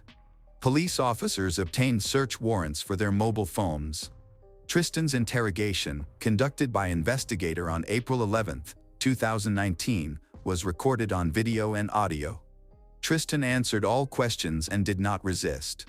At times, he was overwhelmed with emotion and cried, but he admitted that he had killed his parents, detailed all his actions. When investigator asked him about his relationship with Jeffrey, Tristan stated that he had never feared Jeffrey's cruelty, let alone that he could hit his son. Tristan also mentioned that he wanted to go back to the house but got scared when he saw police cars and fled. Accused of 2 counts of murder, Tristan Borlase was taken into custody without bail, set to appear in court on May 7, 2019.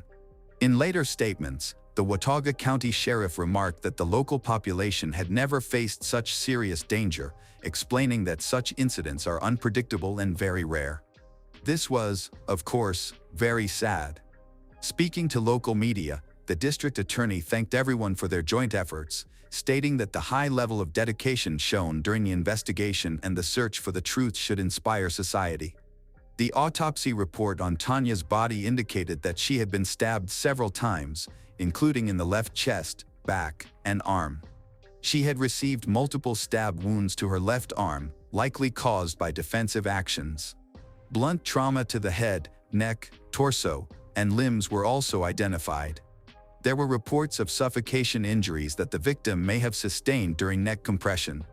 As for Jeffrey, the autopsy revealed multiple stab wounds to his left chest and back, in addition to cut wounds to his arms and hands, abrasions to his scalp and forehead, blunt force trauma to his torso and limbs. Jeffrey and Tanya's funeral took place on April 17, 2019, at the Alliance Bible Fellowship.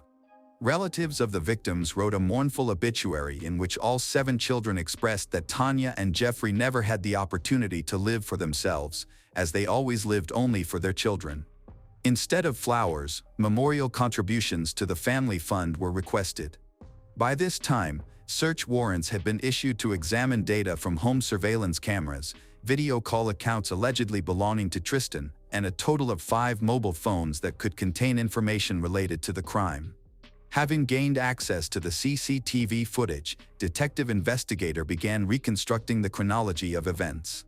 The investigators continued their work. Inside the car, they found Tristan's report card from Watauga County School, several pens, electronic cigarettes, a plastic container with purchases, and a receipt from McDonald's issued at 6:40 a.m. on April 11, 2019. Additionally, they found a North Carolina driver's license issued in the name of Jeffrey Borlase in the glove compartment. In the driver's side door compartment was a black pocket knife with stains on the blade that looked like blood. A week after Tristan's arrest, Taylor visited him in jail for the first time and was unpleasantly surprised by his behavior. Tristan was not only unrepentant but also tried to blame others for what happened. He was convinced that sooner or later he would regain his freedom. Taylor felt disgusted, turned around, and left. Her second visit was on May 11th, on the occasion of Tristan's birthday. This time, she brought Robin. However, this meeting was almost indistinguishable from the previous one.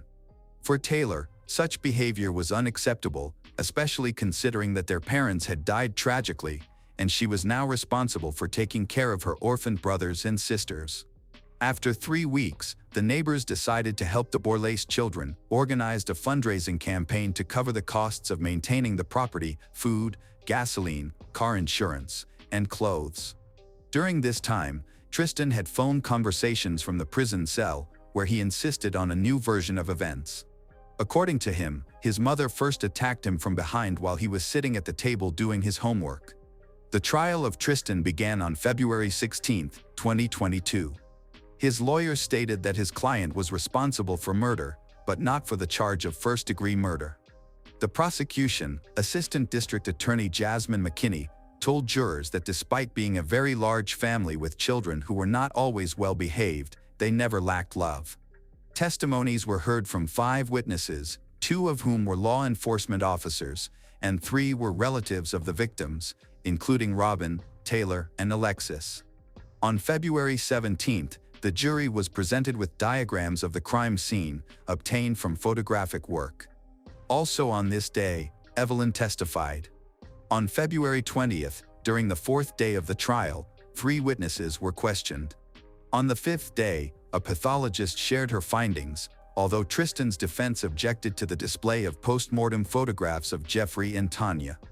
The judge allowed the images to be shown, ensuring that they were not extreme, pointless, or used solely to incite passion. Using post-mortem diagrams and autopsy footage taken by an experienced photographer, the pathologist noted that both deceased individuals had small abrasions on their palms and forearms, indicating they were trying to defend themselves from the weapon used by the criminal. Jeffrey and Tanya attempted to shield themselves with their hands when they were attacked, but unfortunately, it was to no avail. She reported that the cause of death for both spouses was stab wounds to the body.